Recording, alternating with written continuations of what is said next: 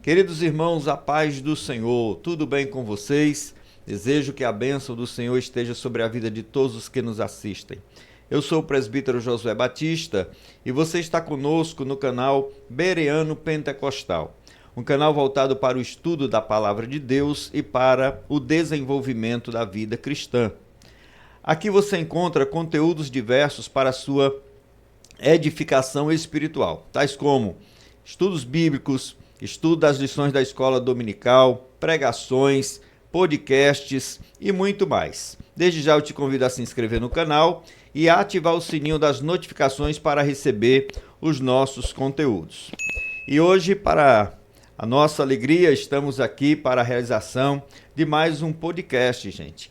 Graças a Deus, o Senhor tem aberto esta porta para que a gente possa conversar com diversas pessoas, com servos de Deus, com servas de Deus, que tenham um testemunho, que tenham experiências para contar.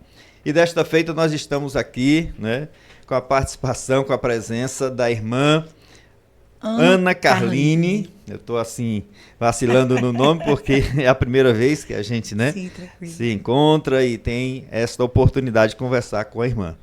E a irmã Ana Carline, ela é terapeuta cristã, eu até anotei aqui, porque a irmã tem várias, né, desenvolve várias coisas, e a gente tem aqui a informação de que ela é terapeuta cristã. Nós vamos já entender melhor como é esse trabalho que ela desenvolve. Ela também é dirigente, né, de igreja, sim. E eu fiquei realmente assim muito surpreso, né, quando eu soube desta informação. E também é compositora, né? E também a irmã é influencer. Ela tem também um trabalho aí na internet, né, voltado aí para mulheres. Isso, para a igreja em geral, mas o público-alvo especificamente é mulheres. Pronto, eu queria pedir agora inicialmente que a irmã Ana Carline se apresentasse, né, saudasse os nossos irmãos que nos assistem, que nos dão este privilégio, e depois a gente vai bater aqui um papo bem especial, né? Em nome de Jesus, nós vamos ter aqui uma conversa que vai certamente edificar os nossos irmãos, todas as pessoas que nos assistem. Glória a Deus. Então, desde já quero também cumprimentar todos que estão aí nos assistindo através deste vídeo do YouTube, também que estão nos acompanhando pelo Instagram. Quero aqui deixar o meu boa noite, a paz do Senhor para todos que nos acompanham e dizer da minha felicidade de estar aqui nessa noite, participando do meu primeiro podcast, tá, gente? E isso para mim é com certeza um marco naquilo que eu tenho vivido. Eu estou vivendo mais um momento novo, presbítero, então eu sou muito grata ao Senhor por estar aqui, né? E é isso. Muito bem, a gente também fica muito grato, muito feliz de você ter aceito o nosso convite, né?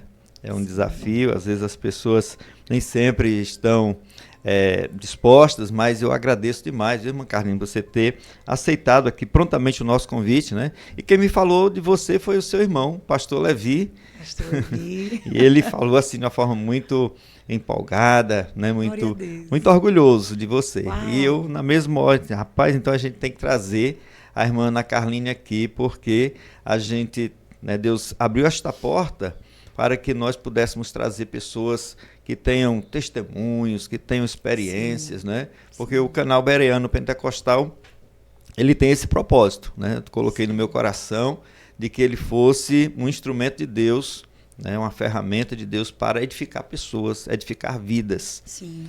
Irmã Ana Carline, eu queria que, assim, começar essa nossa conversa pedindo a você para contar um pouco da sua história de vida, né? De família, quem é a irmã, quem é a sua família, né? Como é a sua origem. Conte aí um pouquinho para nós e a gente vai conversando. Então, eu nasci num berço já evangélico, né? Sou filha de pastor e nasci na fé. Então, assim, toda a minha vivência, né? Eu respiro esse ar espiritual, esse ar da fé. Então, é algo que o meu berço foi muito marcado já por esses princípios da palavra de Deus. Meu pai é o pastor Antônio Carlos Estevão e também, né, casado com uma mulher maravilhosa, que é a minha mãe, a irmã Marta, a pastora Marta.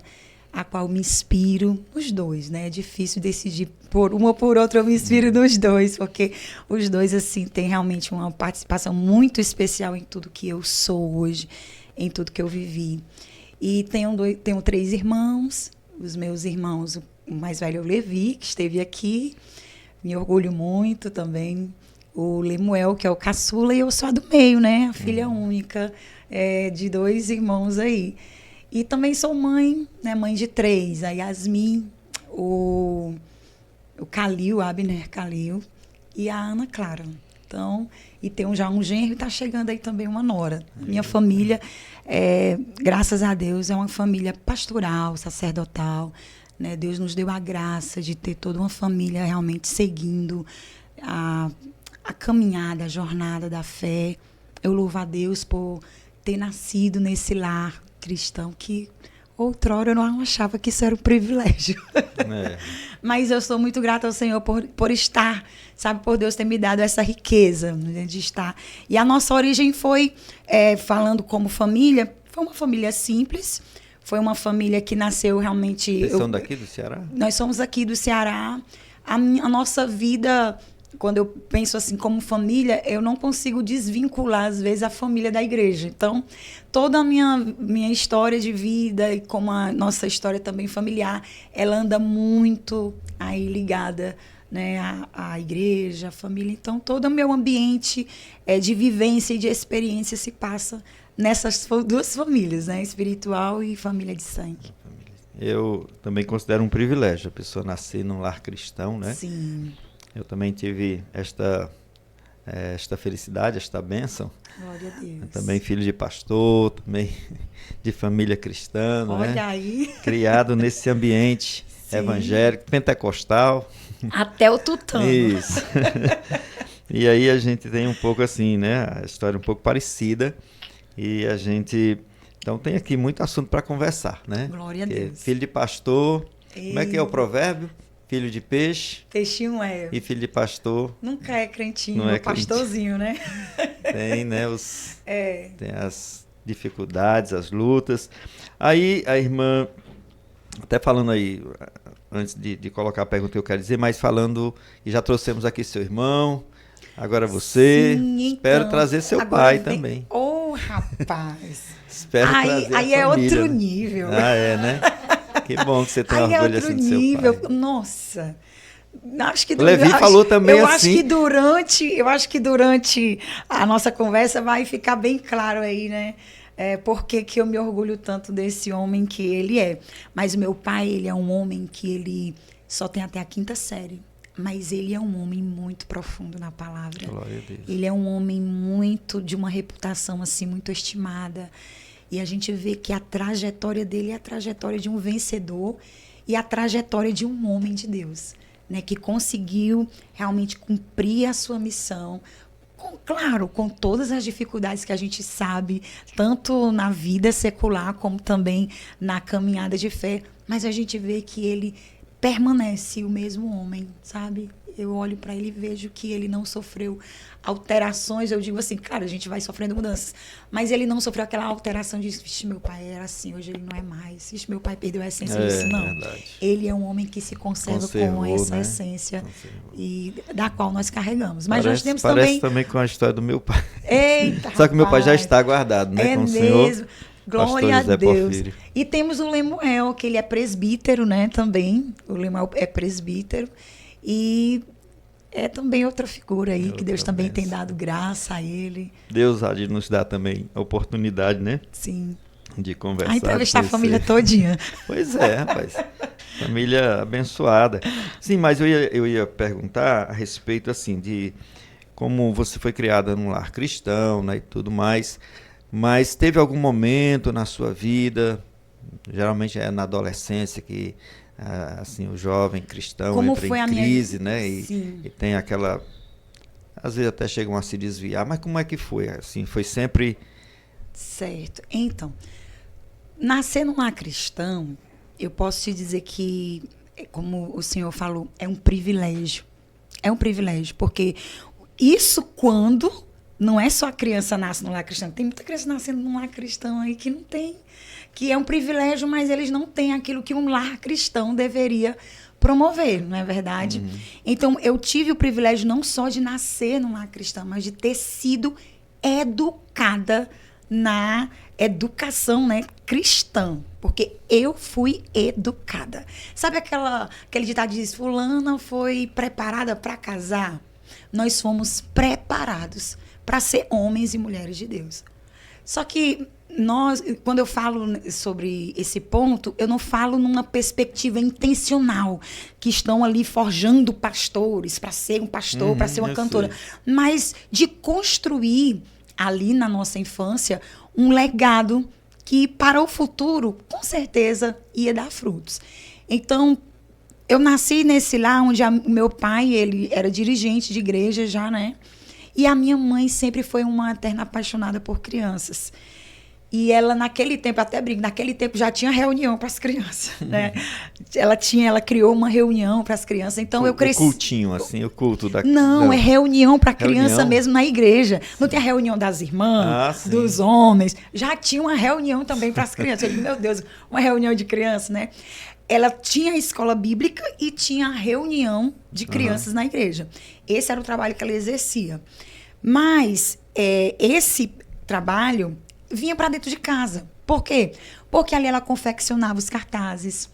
Ali ela preparava os versículos que eu sei até hoje. Você acredita que a maioria dos versículos que eu sei foram de memorizar de criança? É verdade. Porque eu tenho muita dificuldade de memorizar. Tenho muita dificuldade de memorizar capítulo e versículo. São poucos aqueles que eu realmente consigo. Eu não tenho essa habilidade. Mas os versículos que eu sei foi de ouvir o meu pai pregar e de ouvir a minha mãe ensinar. Que é a parte que foi mais... foi a maneira até mesmo como eu consigo absorver mais o aprendizado. Então, ela trazia para casa esse projeto. A criança tem uma memória muito boa, né? Então... E olha para você ver como isso é importante. O que ela fazia? Ela criava os cartazes e ela, tipo, vou ensinar as crianças hoje o versículo sobre o olho. Então, quem é que ia cortar os olhos das revistas? A gente ia cortar. Quem é que ia pintar, ajudar ela a fazer os trabalhos? Era a gente. Ou seja, ela estava preparando um trabalho, mas de uma maneira muito, despretensiosa, sem ela perceber, ela estava nos envolvendo naquilo. Nós éramos os primeiros a ser ministrados. Ela pregava cartaz na porta, né? Do lado de fora, do lado de dentro tinha assim, paz, me deitarei e dormirei, porque só tu, Senhor, me faz repousar em segurança. E por que esse cartaz estava lá? Porque a gente tinha medo. Sabe, criança não tem medo do escuro? Olha aí. Então, ela botava lá e quando a gente acordava e via aquele cartaz, ela contava as histórias da Bíblia pra gente. Então, eu cresci com uma base muito forte, sabe, da palavra. E isso se perpetuou durante toda a minha infância. Idas a pé, longínquas para a igreja. Sabe, os meus pais, eles ministraram, eles apacentaram por 21 anos Maraponga. E eu me lembro que nós éramos crianças. E nós, além de ter o culto, que era de 6h30, ia assim para as 9 horas, terminava o culto, tinha um intervalo. E esse intervalo tinha um quadro de oração. Eita, Jesus. Esse quadro de oração, meu irmão, terminava 11 horas da noite. Naquela época, meu pai não tinha carro. E a gente morava uma boa distância. Imagina daqui lá para a portaria, mais ou menos um trajeto bem, né? Quase 1 quilômetro daqui para ali. Isso. E a gente caminhava bastante. E aí, como não tinha carro, o que acontecia? Íamos para um posto de gasolina, esperar um ônibus que tinha encerrado a sua rota e ia para a garagem. E o motorista já conhecia a gente, dava carona e a gente vinha no ônibus. E isso, felicidade, quando a gente não perdia o ônibus das 11h30 por aí. Jesus. E quando perdia, ia todo mundo a pé. O menor, que era o Lemuel, ia no braço. E a minha mãe ia com nós dois, né? Éramos crianças, chorando, com fome, com sono. Às vezes chegava em casa... 3 crianças. 3 crianças, ainda não tinha aquele jantar, né? A gente passou uma infância de escassez, de muita dificuldade. Mas essas caminhadas, elas nos nutriram até hoje. Né? Nossa, eu estou revivendo isso agora. Glória a Deus. Isso é tão maravilhoso. Repassar esse cenário, sabe? Então, o que a gente percebe? Que ser criado num lar cristão, como eu fui criada, isso fica até aí como um adendo, né, para você que é mãe, para você que é pai. Não é só estar na igreja com seus filhos.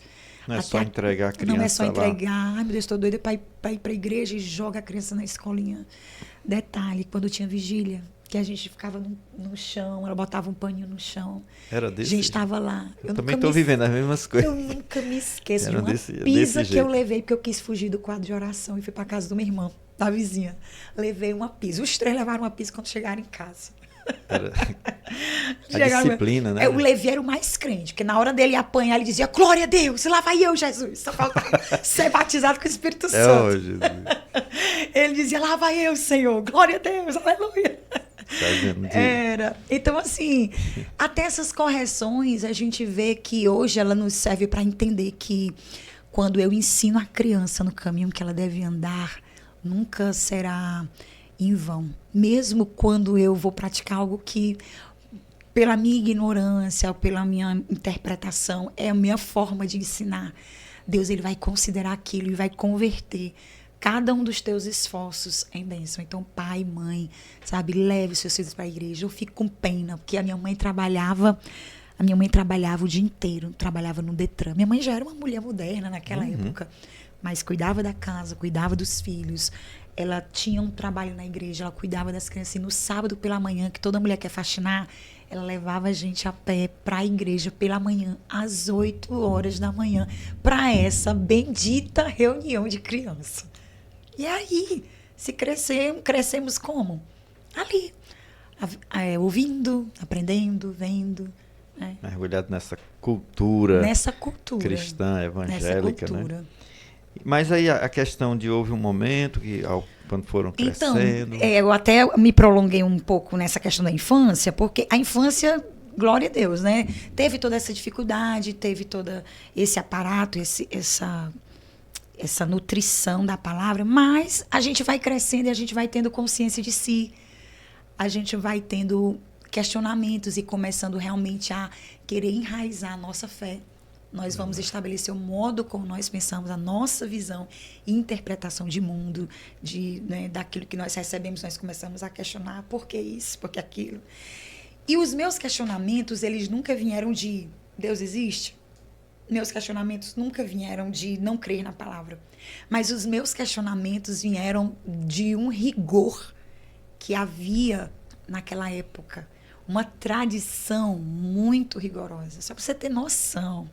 Televisão na minha casa entrou, na casa do meu pai, entrou depois que eu tinha 18 anos, que eu já tinha me casado. Então, assim, ele vinha de uma tradição muito lá em casa rigorosa. Não tinha televisão, não podia usar brinco, não podia usar isso, não podia usar aquilo. Era tudo mesmo muito restrito. E quando eu digo para você que o meu pai é um homem profundo na palavra, meu pai, ele só tem a 5ª série, mas sempre gostou muito de ler. Meu pai sempre leu muito. E de tanto ele ler, meditar, pesquisar para ensinar, Deus foi abrindo a mente dele. Mas até enquanto a mente dele não era totalmente aberta, eu vivei essa tradição. Então foi o que aconteceu. Eu comecei a criar uma consciência de que eu não tinha liberdade. Que a igreja prendia, que a igreja não dava liberdade, era muito chato. A gente não podia fazer nada do que queria. Eu queria ir para o cinema, não pode, é pecado. Eu quero ir para a praia, também não pode, é pecado. Eu queria usar um colar, isso também não pode. Então, nada podia. Mas pior do que o que não podia foi o peso que foi colocado sobre os nossos ombros, sobre ser filho de pastor. E como isso nos danifica. Porque as pessoas acabam olhando para nós como se nós fôssemos o pastor. E nós só somos filhos dele, né? Essa exigência por ser o espelho. Perfeição, né? Tem que ser o espelho, tem que ser o modelo, tem que ser o exemplo. Então, eles exigiam isso de nós porque as pessoas exigiam dele. Eu nunca me esqueço de um momento que eu fui brincar na casa de uma das irmãs. E naquela época tudo era pecado. Mas já tinha umas irmãs que usavam um brilhozinho, né? Irmão, pastor, eu tenho que fazer isso por causa do trabalho. Tinha aquelas exceções, né, que os irmãos tinham que justificar para poder dizer que tinham que usar. Então, eu achei um brilhozinho, esse batonzinho labial, que era com uma corzinha bem clara, Isso sabe? você já tinha o quê, essa idade? Isso eu tinha acho que uns 9 anos de idade. E eu lembro que eu já tinha aquela, sabe, aquela tendência para querer ser, sabe, vaidosa. E eu me considero uma mulher vaidosa, feminina, né? Então, eu peguei e passei. E tava todas as adolescentes da igreja tinham se reunido naquele dia. Aí uma olhou para mim e disse: olha aí a filha do pastor. Oh, irmão. Aí uma disse assim: ô, mulher, deixa a bichinha. Então, quando não tinha pena, o outro batia, né? Aí aquilo ali me marcou, sabe? Me constrangeu. Porque realmente, tipo, eu fiquei achando que eu estava fazendo algo de errado, como filha de pastor. E dali, então, começou a desencadear uma rebeldia em mim, uma irritabilidade. Já lá na adolescência mesmo, eu já não queria mais ir para a igreja, dava trabalho, sabe? Era aquela dificuldade, era aquela peleja. Até que quando foi com 14 anos, eu me lembro bem, eu cheguei para o meu pai e, como ele era muito rigoroso, eu medi força com ele. Eu disse assim para ele: eu não vou para a igreja, nem que seja arrastada. O senhor vai me arrastar? Naquele dia eu acho que meu pai se sentiu impotente. E eu disse assim: eu não vou nem que seja arrastada. Eu não quero ser crente. Eu não quero nem me casar com um homem que seja crente, porque Deus me livre ser mulher de um pastor. Eu não quero. Ai, hoje, né? A boca pagou, né? Pagando aqui com a língua profética. Aleluia. E foi isso, foi daí onde começa-se, né, um processo de crescimento, transformação, digo assim. Aí você chegou a se afastar totalmente da igreja? Sim. Me afastei e fui pro mundão mesmo. Só que o mundo que eu fui, que eu queria ir, não era um mundo de festas, porque eu não sabia. Nunca me interessei por festas. Eu ficava pensando assim: que coisa sem graça ir para uma festa que você fica lá como? Em pé o tempo todo, só tomando alguma coisa. Não, isso não tem graça. Eu perguntava para as minhas amigas, eu dizia: é só isso? Qual era a liberdade que eu queria? Eu queria liberdade para usar brinco. Eu queria liberdade para fazer coisas que para mim eram um entretenimento, porque eu não sabia o que era o mundo. Só que isso aí foi só uma porta que Satanás ele usou para me comprometer em outras coisas. Então, eu me afastei. E eu me afastei de um jeito que... eu lembro que naquele dia meu pai ficou muito triste. Era um culto de doutrina. Ele estava indo. E dali em diante, nunca mais ele me chamou e nem ele me forçou. Eu fui embora de casa para morar com a minha avó, sabe? Os cabelos que caíram da cabeça dele, pastor Josué, deve ter sofrido muito, né? Foi complicado. Mas sabe uma coisa que eu descobri, e hoje eu digo isso também, falo para os pastores, né? Que é difícil para um pastor. É difícil para um pastor ter que modelar os filhos da maneira que ele é. Ele vai ter que se desdobrar. Porque não é só o lado espiritual, né? Tem a cobrança da igreja, a cobrança das pessoas e tem a cobrança dele mesmo. Mas o que eu vi é que eu não entendia o amor do meu pai. Isso foi uma porta que também me machucou durante muito tempo, porque eu achava que meu pai não me amava. Nós éramos muito disciplinados, muito corrigidos. Tudo que a gente fazia de errado ia pro cinturão. Mas depois eu entendi. E uma coisa que eu vi, e o Senhor me mostrou o amor do meu pai, é que meu pai era um homem muito tradicional e muito rigoroso, muito zeloso da palavra, até hoje ele é. Mas você me acredita que eu me desviei? Eu aprontava tanto com este meu pai, mas ele não tinha vergonha de mim. Ele andava comigo de braços dados na rua. Você sabe que um homem conservador, que não podia usar um brinquinho e colocar uma saia um pouco mais acima do joelho, ele andava com uma filha, seminua. Mas ele andava de braços dados comigo. Ele nunca se envergonhou. E como foi o seu retorno para Cristo, o seu reencontro? Eu queria que meu retorno foi pelo anzol. Foi, né? Meu retorno foi pelo anzol. Porque, como eu disse que eu não queria ser uma mulher eu não queria ser crente, né? Porque eu não queria correr o risco de casar com um homem para ser mulher de um pastor. Então eu conheci um homem do mundo, né? Eu conheci um homem do mundo. E Deus usou essa situação para me trazer de volta, porque eu sempre costumo brincar, quando eu pensei que eu ia ter liberdade, porque eu achei que o homem do mundo ia fazer o quê? Ia me levar para conhecer, né, as coisas do mundo. E, na verdade, eu me casei com um homem que ele era altamente rígido, muito mais do que meu pai. Então, ali eu entrei num cativeiro, num nível de aprisionamento muito grande. Por quê? Porque quando... Eu me lembro até daquela passagem que fala, né, sobre o povo de Israel foi levado para o cativeiro. Quando a gente está num lugar da dor, é onde a gente vai começar a ter memórias daquilo que a gente achava que era ruim. E ali foi onde eu comecei a sentir falta da igreja. Porque quando a minha vida se resumiu àquilo ali, eu não podia ir para a igreja. Eu só ia quando ele ia. As irmãs não podiam frequentar a minha casa. As pessoas não podiam, não tinha essa liberdade de pessoas me visitar. Quando vinham, às vezes era escondido. Quando eu ia para a igreja, era escondido. Eu já cheguei a ir para a igreja com pessoas confiáveis, da família, né, sogra e tudo, mas quando eu chegava, era um inferno grande. Então, eu comecei a ter uma dificuldade muito grande. Ele não ia para a igreja? Ele não ia. Agora, assim, um pouco antes de tudo, quando eu comecei a namorar com ele, como foi esse processo de volta? Foi um processo muito encantador, porque eu tinha também um desejo de ter uma pessoa, né, que ela, de repente, se envolvesse na família. Eu tinha uma referência, na verdade, eu não procurava um marido, eu acho que eu procurava o colo de um pai. Eu procurava coisas que eu sentia falta e eu encontrei nessa pessoa. Uma pessoa cuidadosa, uma pessoa que cuidava, uma pessoa que adivinhava meus pensamentos, uma pessoa muito zelosa. E a primeira coisa que ele fez foi porque quando ele me conheceu, eu estava na casa da minha avó, tinha ido embora de casa. Então ele me fez voltar para casa. Então, opa, essa pessoa quer o meu bem, né? Uhum. Então, ali começa-se o processo, aonde ele foi... E eu achava que realmente ele estava fazendo o que ele me ama e ele está querendo me converter, me levar para o caminho da retidão.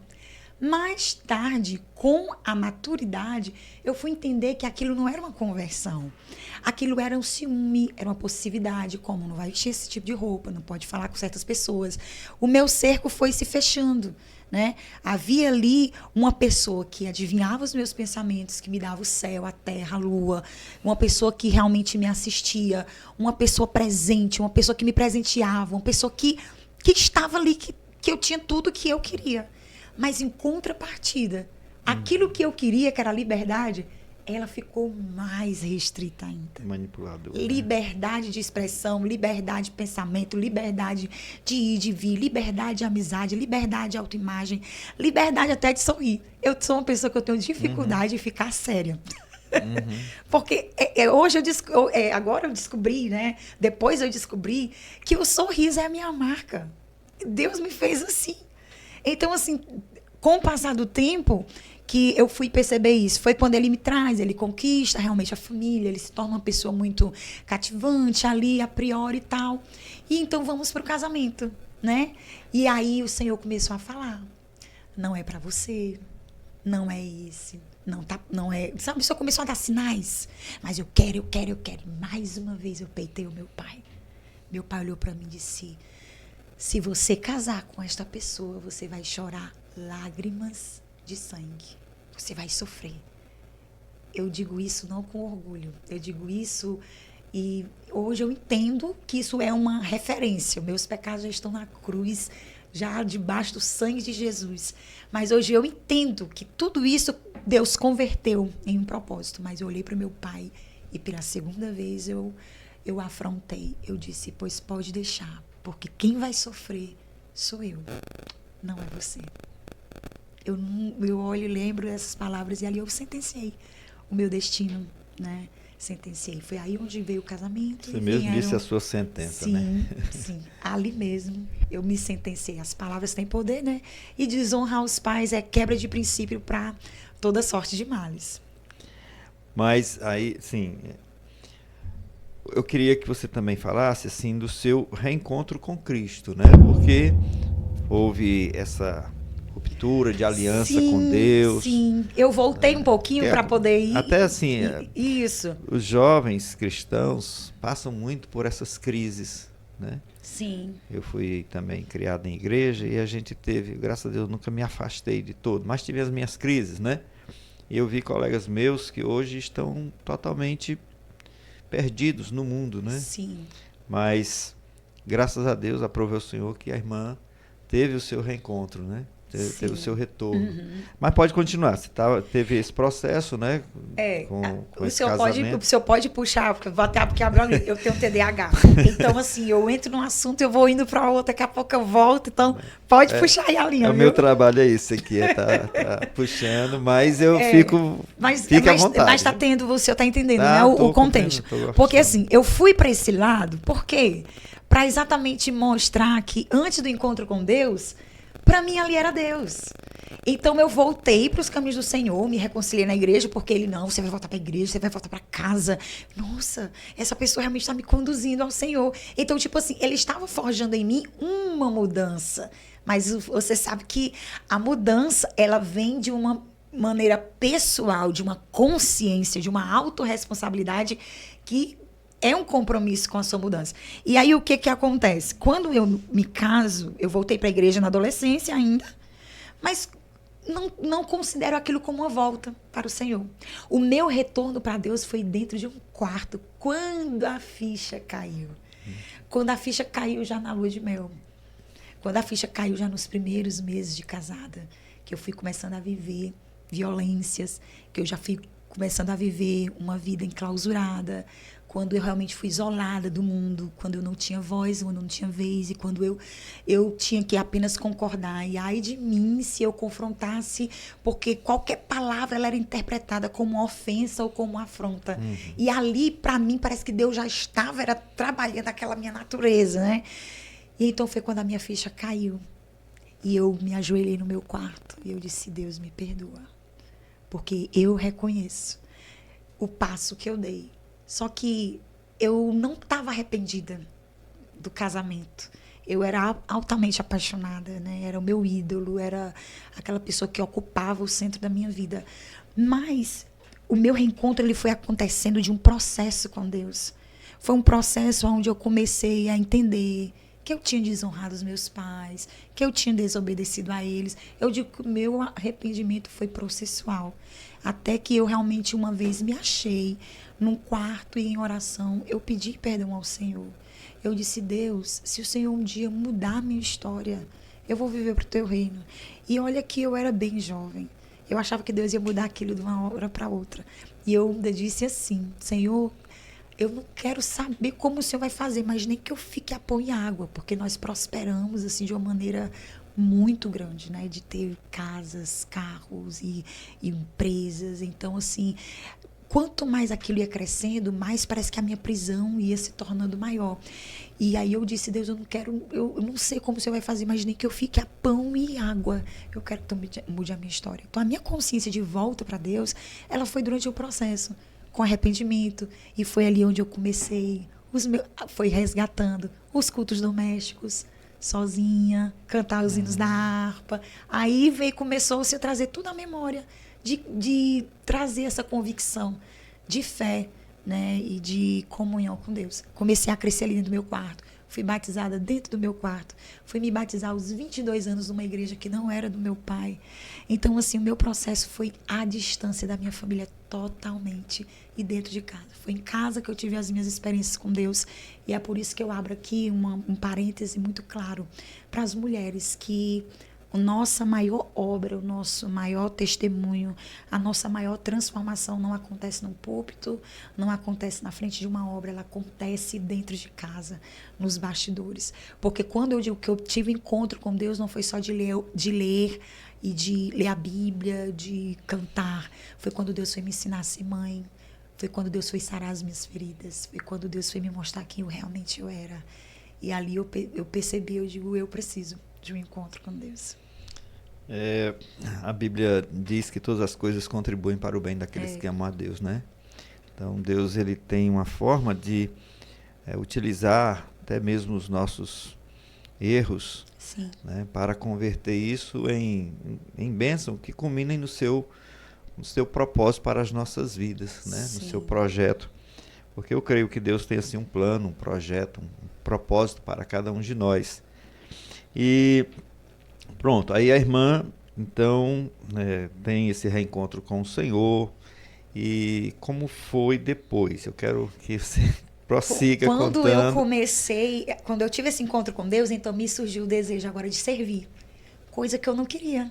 Que eu queria agora ir para a igreja, agora eu queria estar na igreja, agora eu queria me envolver. Eu comecei a ter saudade. E aí o que foi que eu fiz? Eu comecei a fazer as reuniões de criança dentro do meu quarto.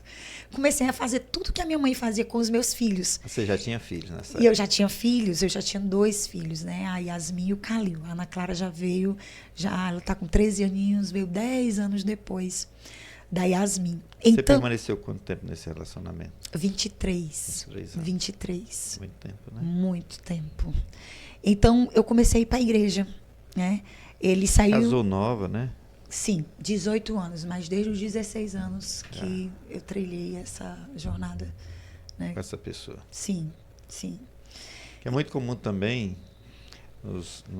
entre os filhos de crentes, que são criados nesse ambiente mais rígido. Foram criados, porque hoje, graças a Deus, esse legalismo hoje já todo já está bem... pouco mais de firmeza, né? De pulso. Verdade. Mas, às vezes, era uma espécie de fuga, né? Isso. De fuga, isso. Entendeu? Como as moças, os rapazes, os filhos de crente não encontravam aquela liberdade, né? Então eles casavam mais cedo e terminavam, muitas vezes fazendo um casamento meio precipitado, Sim. meio, né? Que não culminaria depois, eu digo isso por experiência, né? Não minha, mas de pessoas da minha família também, né? Olha, tanto que eu lembro que eu fui me aconselhar. Sabe naquela época que tinha aquelas irmãs de oração, né? Que a gente sempre tinha que... A minha mãe me levou numa irmã pra gente orar. Pra pedir direção a Deus pra me casar. Quando eu cheguei lá, Deus é muito sábio. Deus é muito sábio. Deus usou aquela mulher e disse assim: tu já fizestes a tua escolha, mas eu levantarei mulheres para atravessar contigo estas águas. Deus não disse sim, nem disse não. Ele disse: você já escolheu. Não importa o que eu diga, não importa.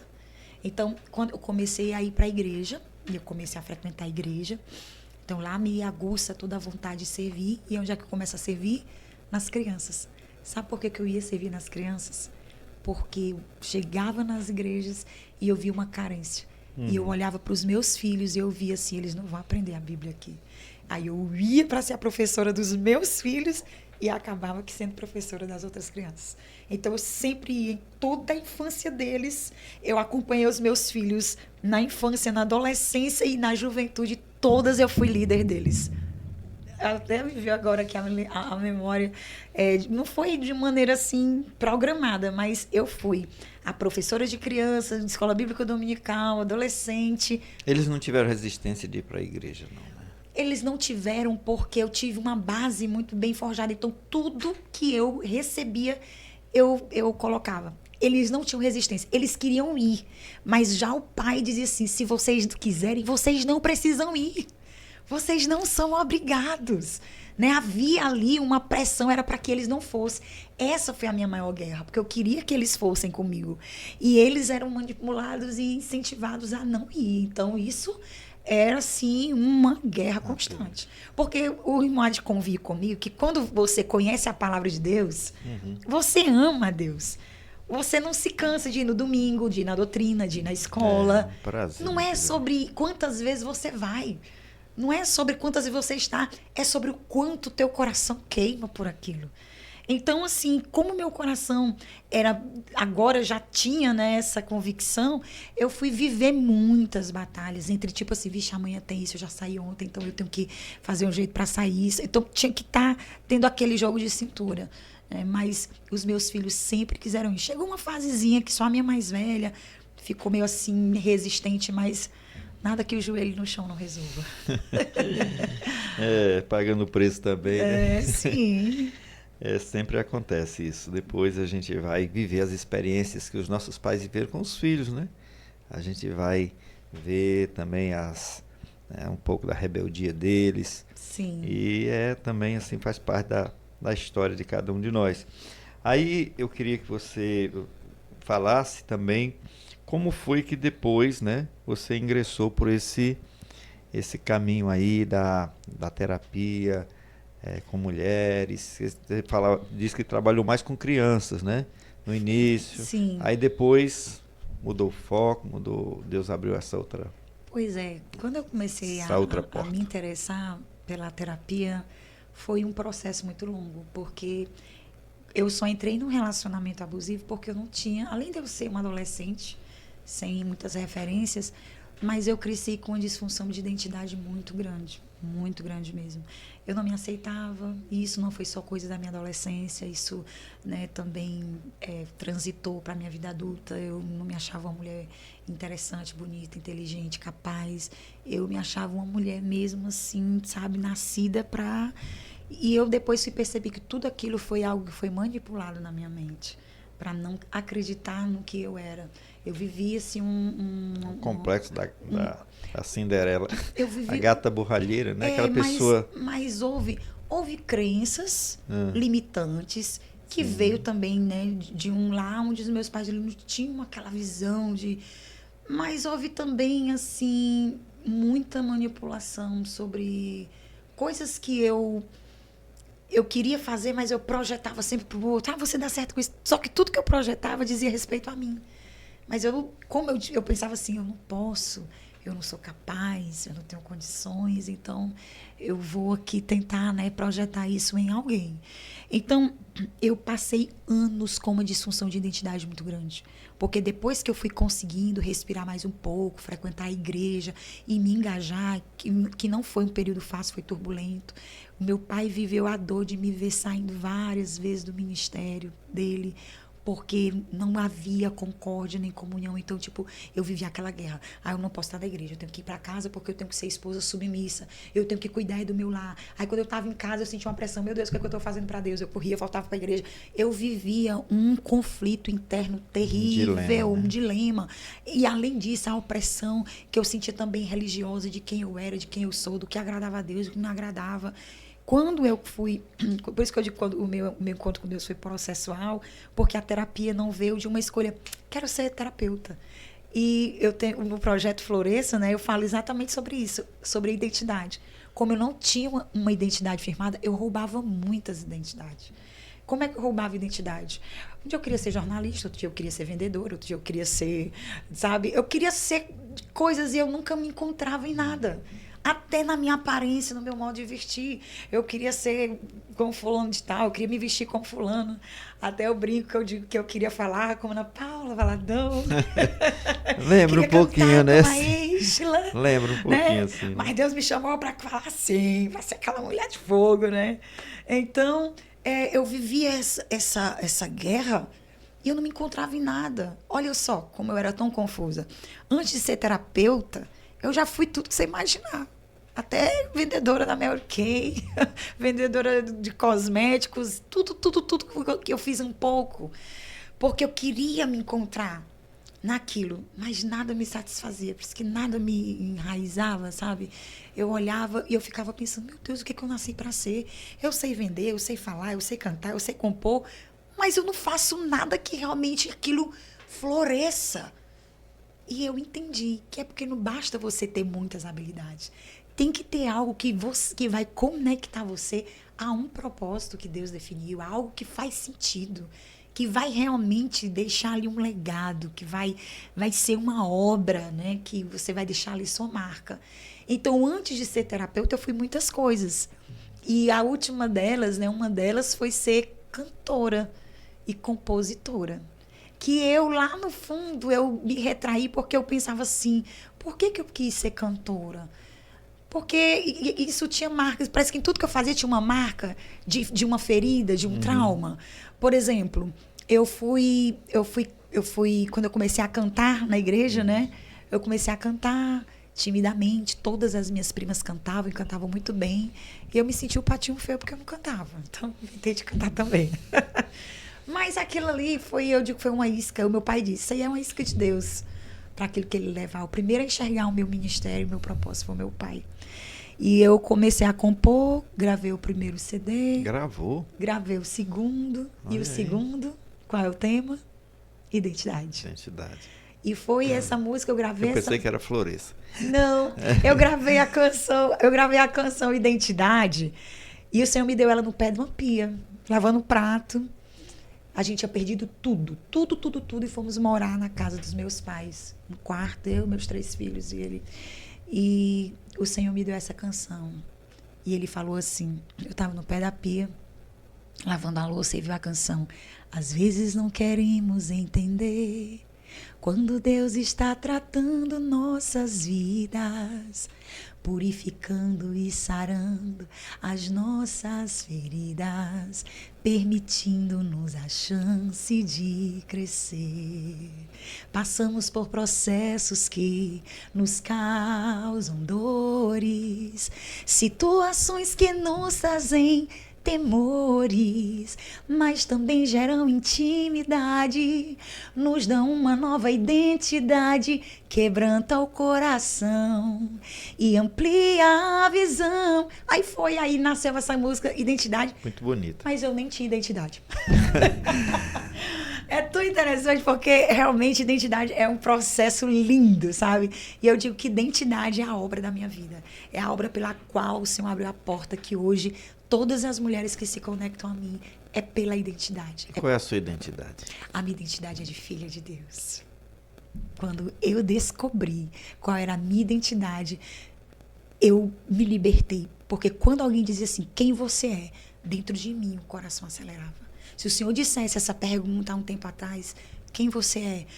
Eu entrava em crise e eu ficava, E eu pensava que ter identidade era ter uma profissão.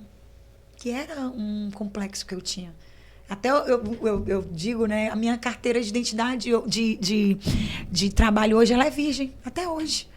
E essa foi a maior dor da minha vida. Sabe? Eu não tenho uma profissão porque eu achava que o que respaldava fulano é advogada, fulano é, né, médico. Então eu tinha que ter aquela identidade. Só que para mim isso é profissão, né? Isso é uma missão que você tem, que é algo que um propósito que você exerce, mas a sua identidade é quem você é na sua essência, é dentro. Não dá para você definir numa palavra. E a minha identidade ela era distorcida porque tudo que eu era foi anulado durante toda a minha vida. Você é enxerida, você é muito pra frente, você fala demais, você é muito metida, você é toda espalhafatosa, você não sei o quê. Então, eu cresci desajeitada, né? Você é inquieta, você é isso. Então, eu cresci querendo o quê? Falar pouco. Era difícil. Eu tava vendo falar mais do que o senhor. Eu falo pouco. Eu falo demais e tá tudo bem, essa sou eu. Né? Eu tenho muito conteúdo, aleluia. Ou seja, eu sou uma mulher que tem uma essência. Então, até os meus defeitos hoje eu celebro, porque eles se encaixam perfeitamente no plano de Deus. Então, ter uma identidade firmada, meu filho me fez eu me sentar numa mina de ouro. Aí é a questão da terapeuta. Sim, pois então. Aí gravo um CD, mas tenho vergonha do meu CD. Tenho vergonha da minha voz. Não canto minhas canções porque eu tinha esse complexo. E achei que ser cantora, isso não era para mim. Eu tive ministério, viajei bastante, né, nos interiores. Cheguei a ter muitos convites e tudo. Mas aos pouquinhos eu ia colocando de lado, né? E ser terapeuta veio do meu próprio processo. Todas as pessoas que se conectavam a mim, elas sentavam, elas me procuravam para conversar. E eu, quando eu não tinha passado ainda por nível 1 de propósito de tratamento com Deus, eu achava que eu era uma mulher que desenrolava o rolo. Aí o Senhor diz, agora tu desenrola a tua vida. Eu não conseguia nem sair do canto. Então as pessoas chegavam para mim com um problema, eu conseguia dar destino, eu conseguia trazer clareza, eu conseguia, sabe, mostrar caminhos. E eu percebia tudo aquilo, mas eu pensava, mas para que isso serve na minha vida? Em que isso dá dinheiro? em que isso serve de alguma coisa, né? Porque eu queria me estabelecer em algo financeiramente, né? Profissionalmente, mas eu não me encontrava o meu caminho. E aí, o que aconteceu? De tanto experimentar várias coisas, eu comecei a descobrir o meu propósito, mas eu não conseguia dar nome a ele. Como, por exemplo, o que eu gosto de fazer? Ai, como é que você se vê fazendo? Eu me vejo falando para mulheres. Eu me vejo conversando com mulheres ali no 1 a 1. Eu me vejo fazendo palestras. Eu me vejo com trabalho com mulheres. Era tudo que eu sabia dizer. Mas eu pensava, como? Falando o quê? Com que experiência? Com que bagagem? Eu preciso de uma faculdade. Até que um dia eu estou na minha casa e aí o Senhor foi e falou para mim assim: filha, fala sobre o que você já venceu. Fala sobre quem você é. Você tem uma identidade. E ali é verdade. Eu posso falar para as mulheres das coisas que eu já venci, dos meus complexos de inferioridade, dos meus conflitos internos, da minha infância, da religiosidade, das minhas experiências com Deus no secreto, de tudo aquilo que eu tinha. Então, a partir dali foi quando eu, pela primeira vez, me posicionei para gerar uma identidade. Aí foi onde nasceu o projeto de algumas experiências que eu fui adquirindo com mulheres, mas eu sei que o senhor está querendo saber da terapeuta cristã. Porque é um caminho. Não, mas pode continuar. É um caminho. Tava porque dentro. Ser terapeuta cristã foi no final de tudo. Tá certo. Eu não foi de agora, foi no final de tudo. Foi quando Deus... Uma das coisas que eu mais queria era ter um diploma para dizer, essa sou eu. Mas tudo que eu queria fazer, o Senhor veio e disse assim, mulher, eu já te constituí como psicóloga na Terra. O Senhor falava assim através de pessoas, né? Mas eu queria algo. E eu não me encontrava. Eu até fiz curso para encontrar minha identidade. Minha senhora, esse curso aí a gente encontra a nossa identidade. Aí foi o que aconteceu. Fez aqueles testes, né? Testes. De vocação, vocacionais. Mas eu não me encontrava. E o meu encontro foi com Deus, no secreto. Até que um dia uma pregadora, ela foi pregar na igreja e eu amei ela, né? A pregação dela. E ela foi e disse assim, eu faço um curso de terapeuta e tal, eu vou te indicar. Aí ali me saltou, eu digo, pois eu quero, e agora eu fiz. Quando eu chego no curso de terapeuta, eu fiquei assim um tanto que frustrada. Porque eu olhei e eu fiquei, ok, tem as ferramentas, tem o conhecimento, mas eu esperava outra coisa. Mas já não era com a minha identidade. Foi o Senhor olhou para mim e disse assim, eu não já lhe disse que a minha unção lhe respalda?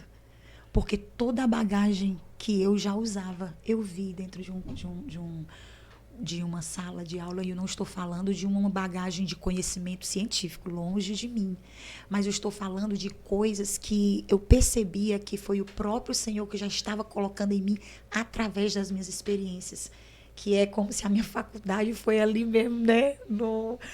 Na prática. Ali eu fui buscar o quê? O conhecimento da teoria, o científico, mas esse manejo foi a graça. Essa desenvoltura, esse processo, esse discernimento, pronto, esse feeling, sabe? De você acolher, olhar, saber, dar essa palavra de destino, de sabedoria e conseguir entender na essência o coração das pessoas. Isso aí eu atribuo que foi o próprio Senhor. Então foi aí, eu fiz o curso, né, para ser uma terapeuta, e foi onde É um curso aberto? É um curso aberto. É um curso aberto. E agora eu me matriculei e estou ingressando aí na psicologia para poder aprofundar mais as raízes, né? E o Senhor nos feliz deu, e parabenizo, esse lugar. Obrigada. Porque creio que para a irmã está sendo assim uma grande realização, né? Tá, porque depois de 23 anos sem fazer nada, né? Assim, sem estudar, sem você não viver algumas coisas que você queria. Eu até tinha já tentado outras faculdades, mas não cheguei a progredir porque não me encontrava, não me encaixava. Aí depois eu até quis tirar isso do coração, mas aí o Senhor me colocou nesse lugar no momento certo. E eu me lembro, só abrindo aqui um parênteses, eu lembro que quando eu fui para psicóloga, eu levei o meu filho para psicóloga, E ela quis conversar com os pais. Aí, no final, a psicóloga disse assim, o problema é você. Eu digo, meu problema sou eu. Seu problema é identidade. Eu digo, identidade. Eu já sei o que eu quero ser. Uma psicóloga! Saí de lá roubando a identidade da psicóloga, né? Mas eu saí dali com aquela sensação que eu gostei tanto daquele manejo que ela fez comigo, que eu disse, Deus, se um dia o Senhor me der a condição de ser uma psicóloga, Pai, eu vou atender os teus filhos. Eu quero atender o público cristão. Porque, meu Deus, existe muita coisa que a gente... Olha, onde é que eu estava, Jesus? Eu estava enterrada aonde? Porque realmente o conhecimento liberta. E quando eu me vi diante de algumas informações que antes eu não tinha, eu consegui florescer. Né? Eu consegui florescer. Muito bem. Aí, e o que é que faz o terapeuta cristão? Uma terapeuta cristã? Como é esse trabalho, né? Na verdade, o terapeuta cristão, ele não faz... Você atende pessoas, aconselha... Eu atendo pessoas cristãs e não cristãs também. Né? Sim, eu não atendo especificamente o público cristão, mas o meu maior nicho é cristão. É só para mulheres ou para homens? Eu atendo homens também, mas por a minha voz ser direcionada para as mulheres, então o maior volume é mulheres. Homens já é algo assim bem, né, assim, esporádico. Esporádico, não tenho essa cartela de clientes com homens, não. Por exemplo, no momento agora eu não estou atendendo nenhum homem, mas já atendi vários. Eu já atendi vários. Né? Isso. Atender como terapeuta cristão, o que é que eu percebo?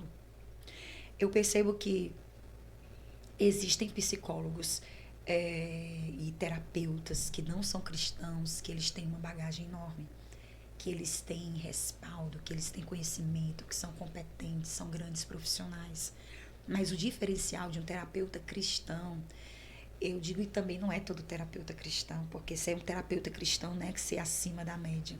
É ser um terapeuta que ele tem uma visão aberta para as coisas espirituais, para as coisas do reino, que ele tem realmente um relacionamento com Deus. Ele vai ter um discernimento que a ciência não entra. E não significa que esse discernimento me dá respaldo ou liberdade para mim fazer o que eu quiser dentro de um consultório. Jamais. Até porque chegam pessoas... Você atende num consultório mesmo? Sim, atendo. Essa foi uma outra conquista, né? Depois do meu processo. Então, assim... quando eu estou com uma... Depois deixa aí como as pessoas podem te procurar, né? É mesmo. Assim, claro, gente. E aí as pessoas... Sim, segue o meu Instagram, @souanacarline. Eu sou lá... Sou de tudo um pouco, gente. Eu sou mãe, sou influencer, sou terapeuta. A gente traz muita coisa exatamente para trazer essa edificação e clareza de identidade e propósito para as mulheres cristãs. Então, eu atuo lá como terapeuta, sim, mas trazendo esse conteúdo. Mas como terapeuta cristã, se você quiser me encontrar lá no meu Instagram, você vai encontrar o linkzinho na bio. Você clica lá e vai falar direto com a minha atendente. Bem, então...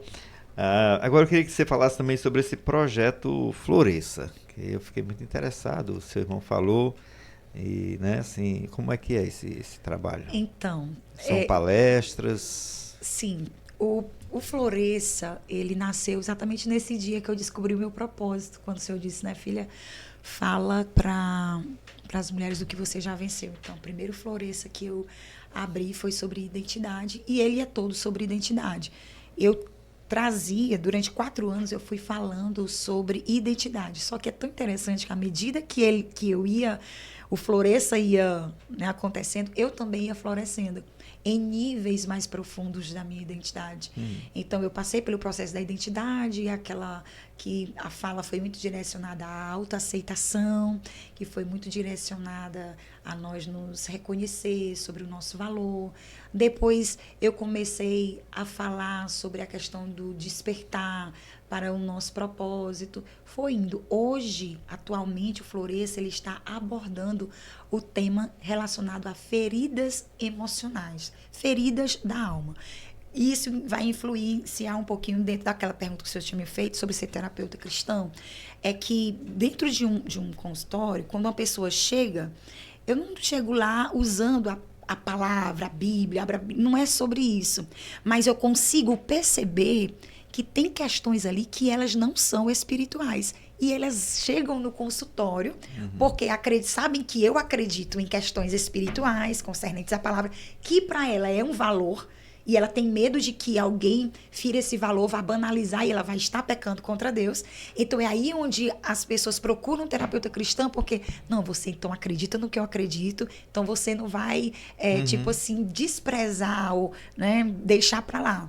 Só que eu percebo que muitas dessas questões espirituais, elas são totalmente emocionais, né?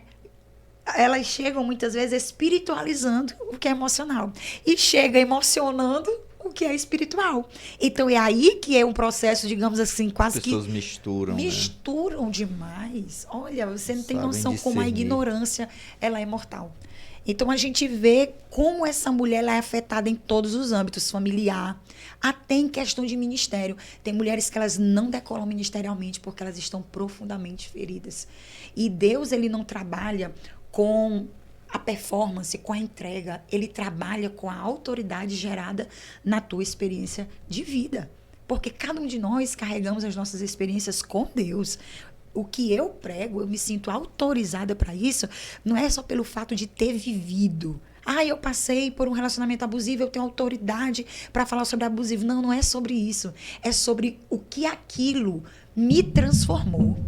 É sobre que recursos aquilo me gerou. Então, tem mulheres que elas estão no meio da dor, pregadoras, pastoras, mulheres do reino, mulheres de Deus, mas tem partes delas que elas entram em crise, em conflito, elas não têm coragem de abrir, que era o que acontecia comigo. Porque elas olhavam e diziam assim, o que é que vão dizer de mim? O que é que vão dizer de mim? É uma pregadora, né? Eu passei por essa crise. Então, o Floresça, ele traz uma abertura para as mulheres pensarem sobre esse lugar. Ok, essa foi a experiência que o Senhor me trouxe. Ele disse, filha, tá tudo ok contigo, mas havia dentro de mim, presbítero Josué, uma rejeição tão grande. Eu não me sentia aceita. Eu não me sentia amada. Eu não olhava para mim, eu não via valor em nada do que eu fazia, nem do que eu era. E não adianta eu chegar para uma mulher e dizer, você é amada, você é importante, você é isso, você é aquilo. Ela nunca vai abraçar aquilo se aqui dentro dela algo realmente não for ressignificado. E por que ela se sente daquela maneira? Porque ela tem um trauma, ela tem uma ferida, ela tem uma vivência, ela tem um histórico que ativa essa rejeição. Então, o Floresça hoje, ele trabalha com essas feridas. São palestras? É um evento, é uma conferência. E lá tem uma palestra direcionada sobre feridas emocionais. Lá temos atos proféticos. Lá nós temos... Olha, é um evento libertador. Libertador. Acho que tem muita gente que já participou do Floresça e dá aí bons testemunhos, né, do que Deus tem feito. Como é que a pessoa, um dirigente, um pastor, queira chamá-la para fazer esse evento na igreja? Como é que acontece? Como é que leva, né? Como é que leva? Pois pronto. Então, o Floresça, ele começa pela minha casa. Se você é um interessado, uma interessada em levar o Floresça para sua igreja, você entra em contato, né, com a minha é muito chique. Olha que crente é metido a bicha, né? Quando Jesus trabalha na nossa vida, ele dá atendente, dá assessora. O pessoal pensa, povo chique. Já tem 2 aqui, ó. Essa aqui é a minha assessora do Floresça, ela que, né, realmente trabalha todos os bastidores. Então, assim, entre em contato conosco e aí nós agendamos uma mesa para as anfitriãs, que é as mulheres que vão levar o Floresça para essa igreja. Você pode levar suas líderes de mulheres para que elas entendam e vejam o que é o projeto. Então, sento à mesa e conto um pouco do que é o Floresça, um pouco disso aqui que a gente está vivendo, para que ela entenda qual é a essência do Floresça. Vamos lá na minha igreja fazer uma palestra. Ela tem que entender o porquê. Ela tem que entender qual é o propósito, Floresça. O que é que nós fazemos lá? Né? Por que eu estou ali? Eu não estou ali só para juntar mulheres, para ser mais um projeto. A gente está ali como uma prova de se Deus fez na minha vida. Porque, presbítero, eu sou mulher tão improvável que Deus me viu. Quando eu olho assim, Senhor, de onde tu me tirou? Quem eu era? Não era nem para mim estar viva, não era para mim estar aqui por tudo que eu fiz, por tudo que eu fui, por tudo que eu deixei. Transgredi. E o Senhor me viu, eu te quero. Ainda vou te colocar no lugar de honra, ainda vou te levantar. Então, assim, todo mérito, toda honra, toda glória é dada ao Senhor. Eu não tenho isso por mérito. Então, tanto que quando o Senhor me convidou para estar aqui, eu preferi contar a minha história do que mostrar um currículo, porque hoje eu vejo que é o que Deus fez em mim, não os títulos que eu carrego, né? Entendi. Então a pessoa que tem interesse procura você e aí começa Isso. todo aí começa, um processo. Ela vem para minha casa, a gente prepara uma mesa para as anfitriãs, que é um café, que é uma mesa de honra, que eu acredito muito no princípio da honra, porque aonde você mais foi ferida é onde Deus te levanta para curar. Eu fui muito desonrada, mas eu fui muito desonrada porque eu também desonrei muito. E hoje esse princípio na minha vida, ele é um valor muito grande. O princípio de honra na minha vida, ele é muito ali enraizado. O projeto tem enfrentado assim alguma oposição, alguma perseguição, alguma coisa assim? Até agora, né, o Senhor tem.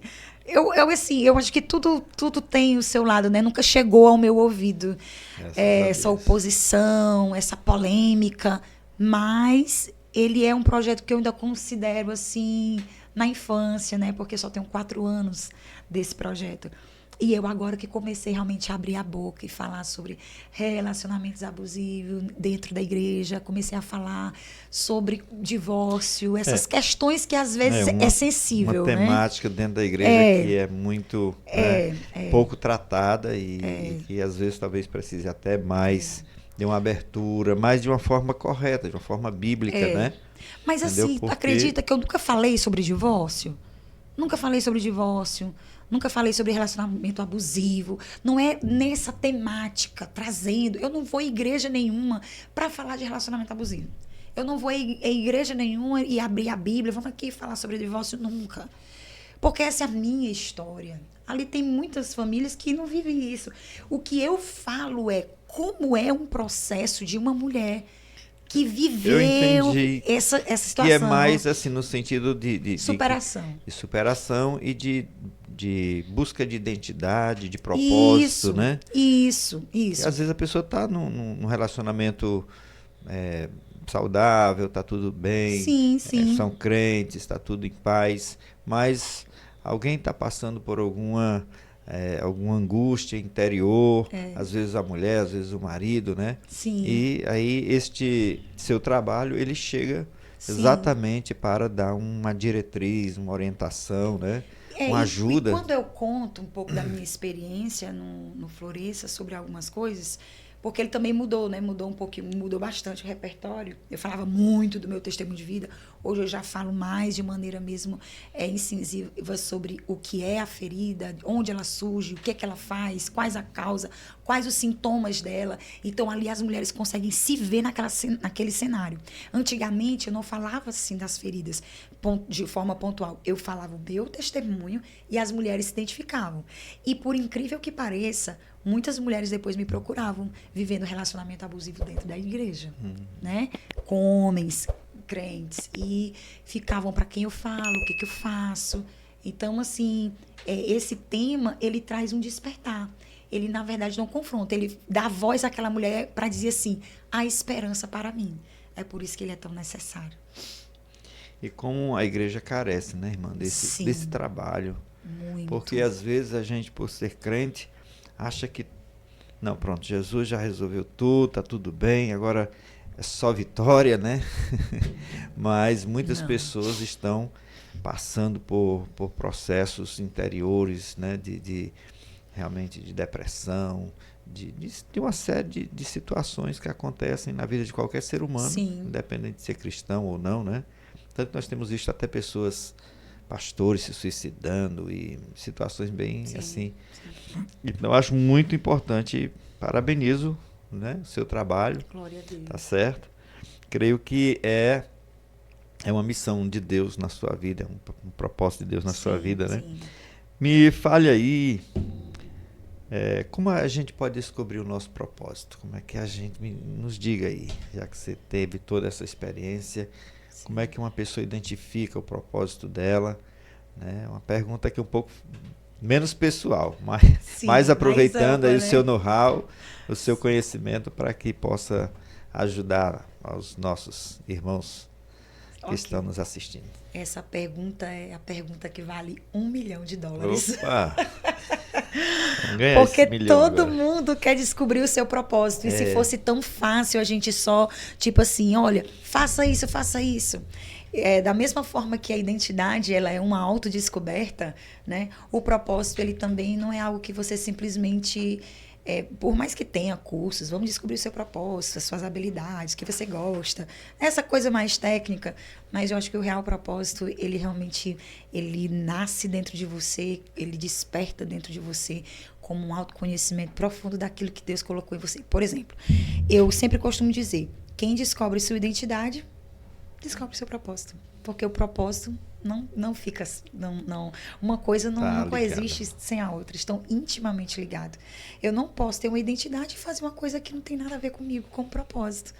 Então, quando eu descobri o meu propósito, foi exatamente dentro daquela voz que o Senhor disse: você pode falar para as mulheres sobre o que você já venceu. Então, para mim, propósito ele está ligado a quem você é, a tua história, as tuas vivências, aquilo que você ama fazer, aquilo que queima no teu coração, que você faria até de graça, porque você ama fazer aquilo. É aquilo que é coerente. Quanto mais você coloca o teu coração ali, mais aquilo floresce dentro de você. Você não se sente cansado, limitado. Você não se sente inseguro quando você está vivendo dentro de um propósito. Então, o propósito em si, ele traz muita certeza e convicção sobre o lugar. Para mim, descobrir o propósito na essência, você precisa olhar para a sua história. Você precisa olhar para quem você é. Então, o meu propósito hoje é trazer clareza e apontar destino para as mulheres na sua identidade, para que elas possam florescer no propósito. Por que trazer clareza? Porque eu fui uma mulher em conflito. Eu fui uma mulher em busca de muitas respostas, de muitas portas, de muita lágrima no chão, de perguntar a Deus, eu sei que eu sou tua filha. Olha aí como é importante. Eu sei que eu sou tua filha, mas por que isso aqui dentro de mim? Eu não sinto isso aqui dentro de mim. Eu queria algo palpável. Ou seja, não é sobre o que você sabe aqui, é sobre o que desperta aqui dentro de você. Então, quando veio para mim esse despertar da minha identidade, eu lembro que eu saí correndo pela casa, porque eu sou imperativa, né? Já dá pra perceber. Eu saí correndo pela casa. Eu cheguei pro meu pai: pai, eu descobri a minha semente de $1 milhão. Eu estou sentada numa mina de ouro. Porque essa mulher que vivia procurando algo para se estabelecer, hoje, quando eu olho para o meu propósito, eu posso ir para onde eu quiser com ele. Eu posso escrever um livro, eu posso estar na internet, eu posso pregar, eu posso cantar, eu posso palestrar, eu posso criar um grupo de terapeutas, de grupo terapêutico. Eu posso ensinar mulheres como se posicionar na internet. Eu posso usar a minha comunicação para influenciar. Você abriu um leque, né? Abriu-se um leque. Então, hoje, eu tenho que ter equilíbrio para que eu não queira fazer tantas coisas e me perca do propósito. Porque, inclusive, ser terapeuta cristã não é o meu propósito. Aí você vai dizer, ué, então o que é ser propósito, né? Ser terapeuta cristã, para mim, é uma ferramenta que eu executo o meu propósito, onde vem pessoas ali e se sentam. Ser escritora não é o meu propósito.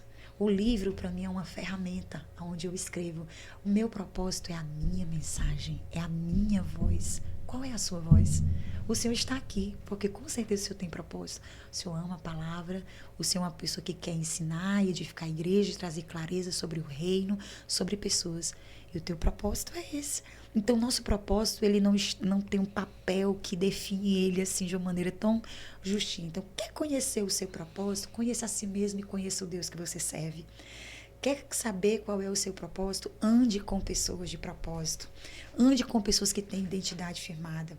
Quer descobrir qual é o seu propósito no Senhor? Permita-se ser lapidado por Ele.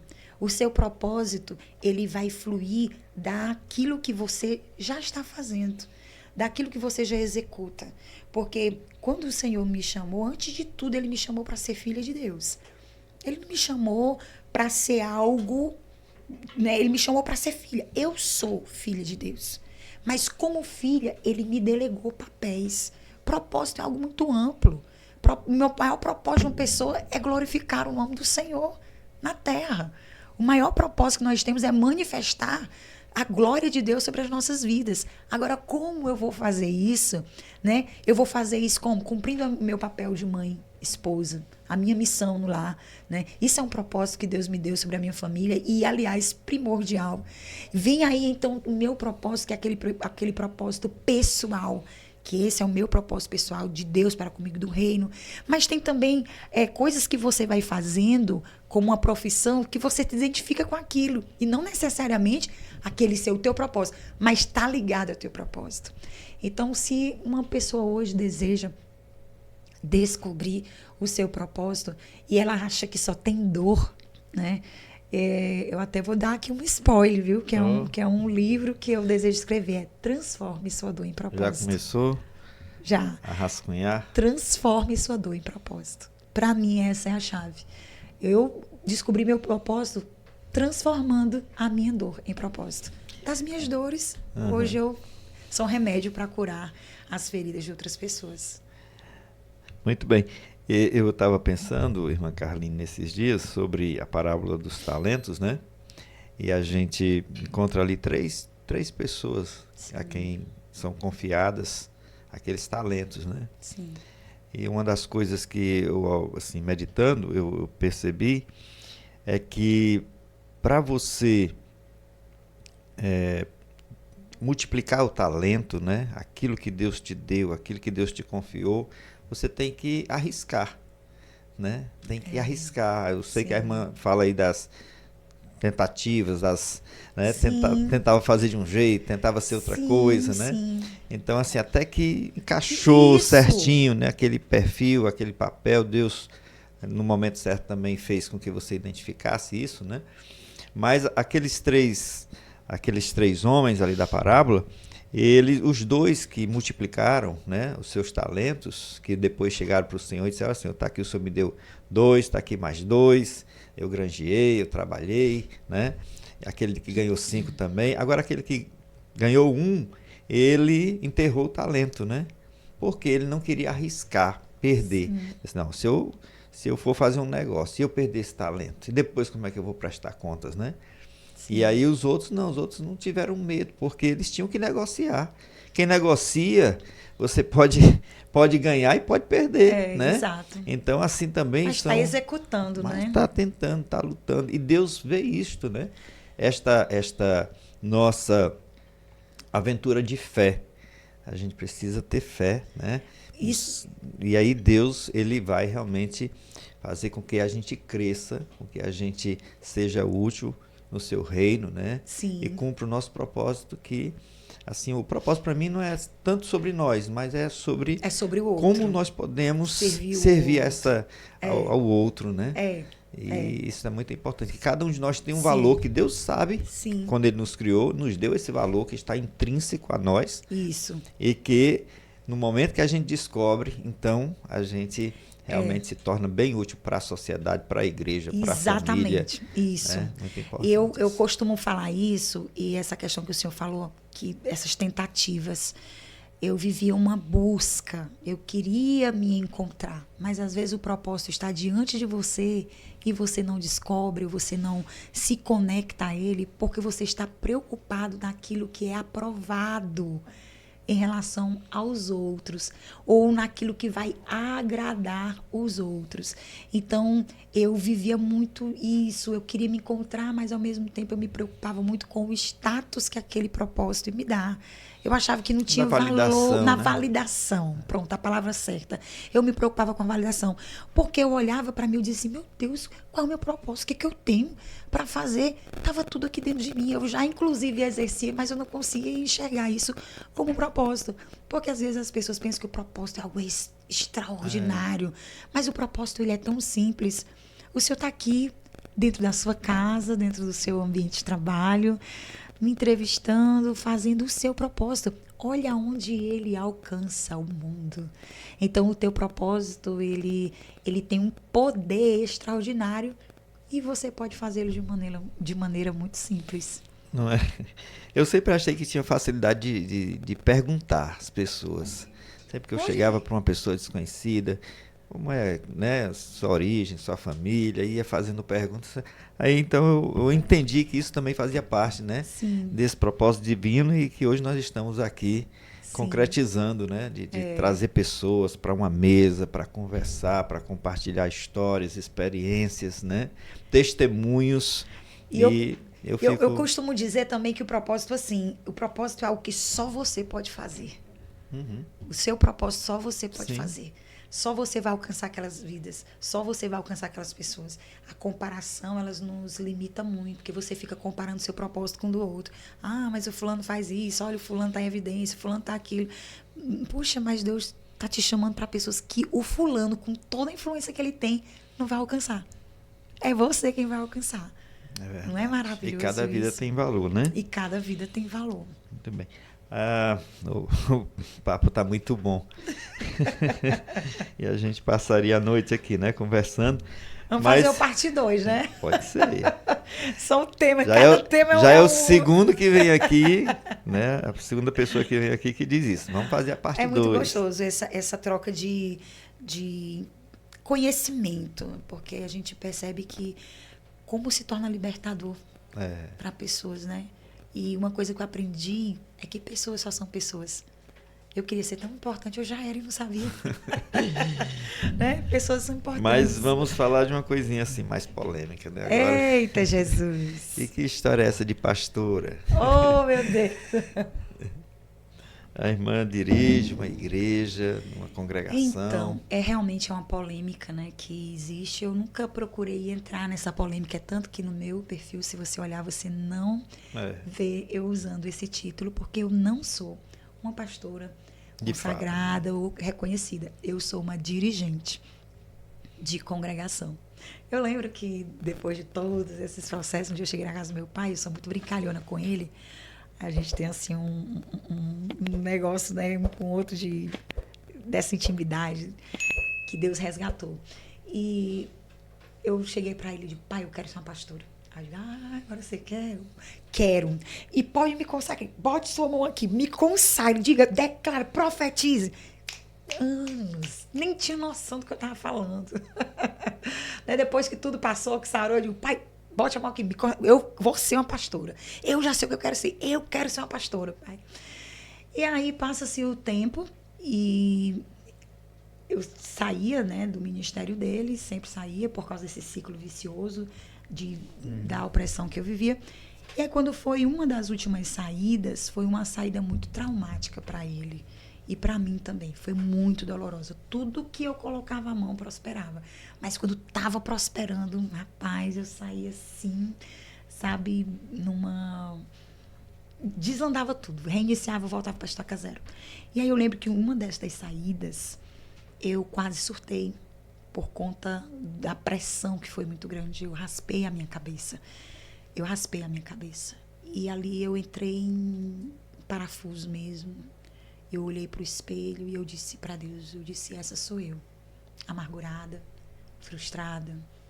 Não sei qual de fato realmente é aonde Deus quer me levar, porque se eu me esforço tanto, eu me dedico tanto, eu sou uma mulher, eu era uma mulher de oração, eu já pregava, eu já ministrava, eu já tinha um ministério, mas dentro de mim, dentro da minha casa, eu vivia uma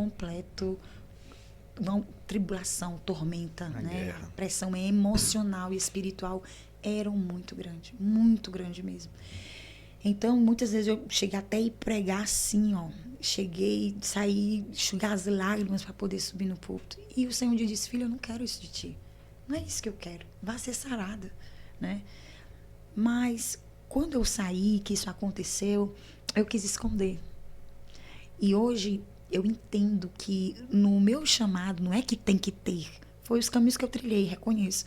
Mas hoje eu entendo que toda essa exposição, Deus, ele permitiu para um propósito, não sobre o que é, do que tem que ser, mas do que ele pode fazer. Então, eu acho que o inimigo, ele sabe do nosso propósito primeiro do que nós.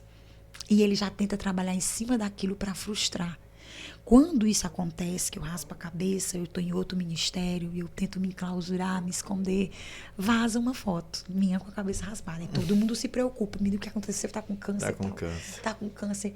E aí foi quando eu disse, eu vou me justificar. Aí o Senhor falou comigo. Eu disse, Deus, me dá uma direção. Aí o Senhor disse, aquele que dá testemunho de mim é verdadeiro. Ele não dá testemunho de si mesmo, né? Porque eu sei que o seu testemunho é verdadeiro. Não, Jesus disse, se eu dou testemunho de mim mesmo, meu testemunho é falso. Mas há um que dá o testemunho de mim. Eu sei que o seu testemunho é verdadeiro. O Senhor disse, não fale nada.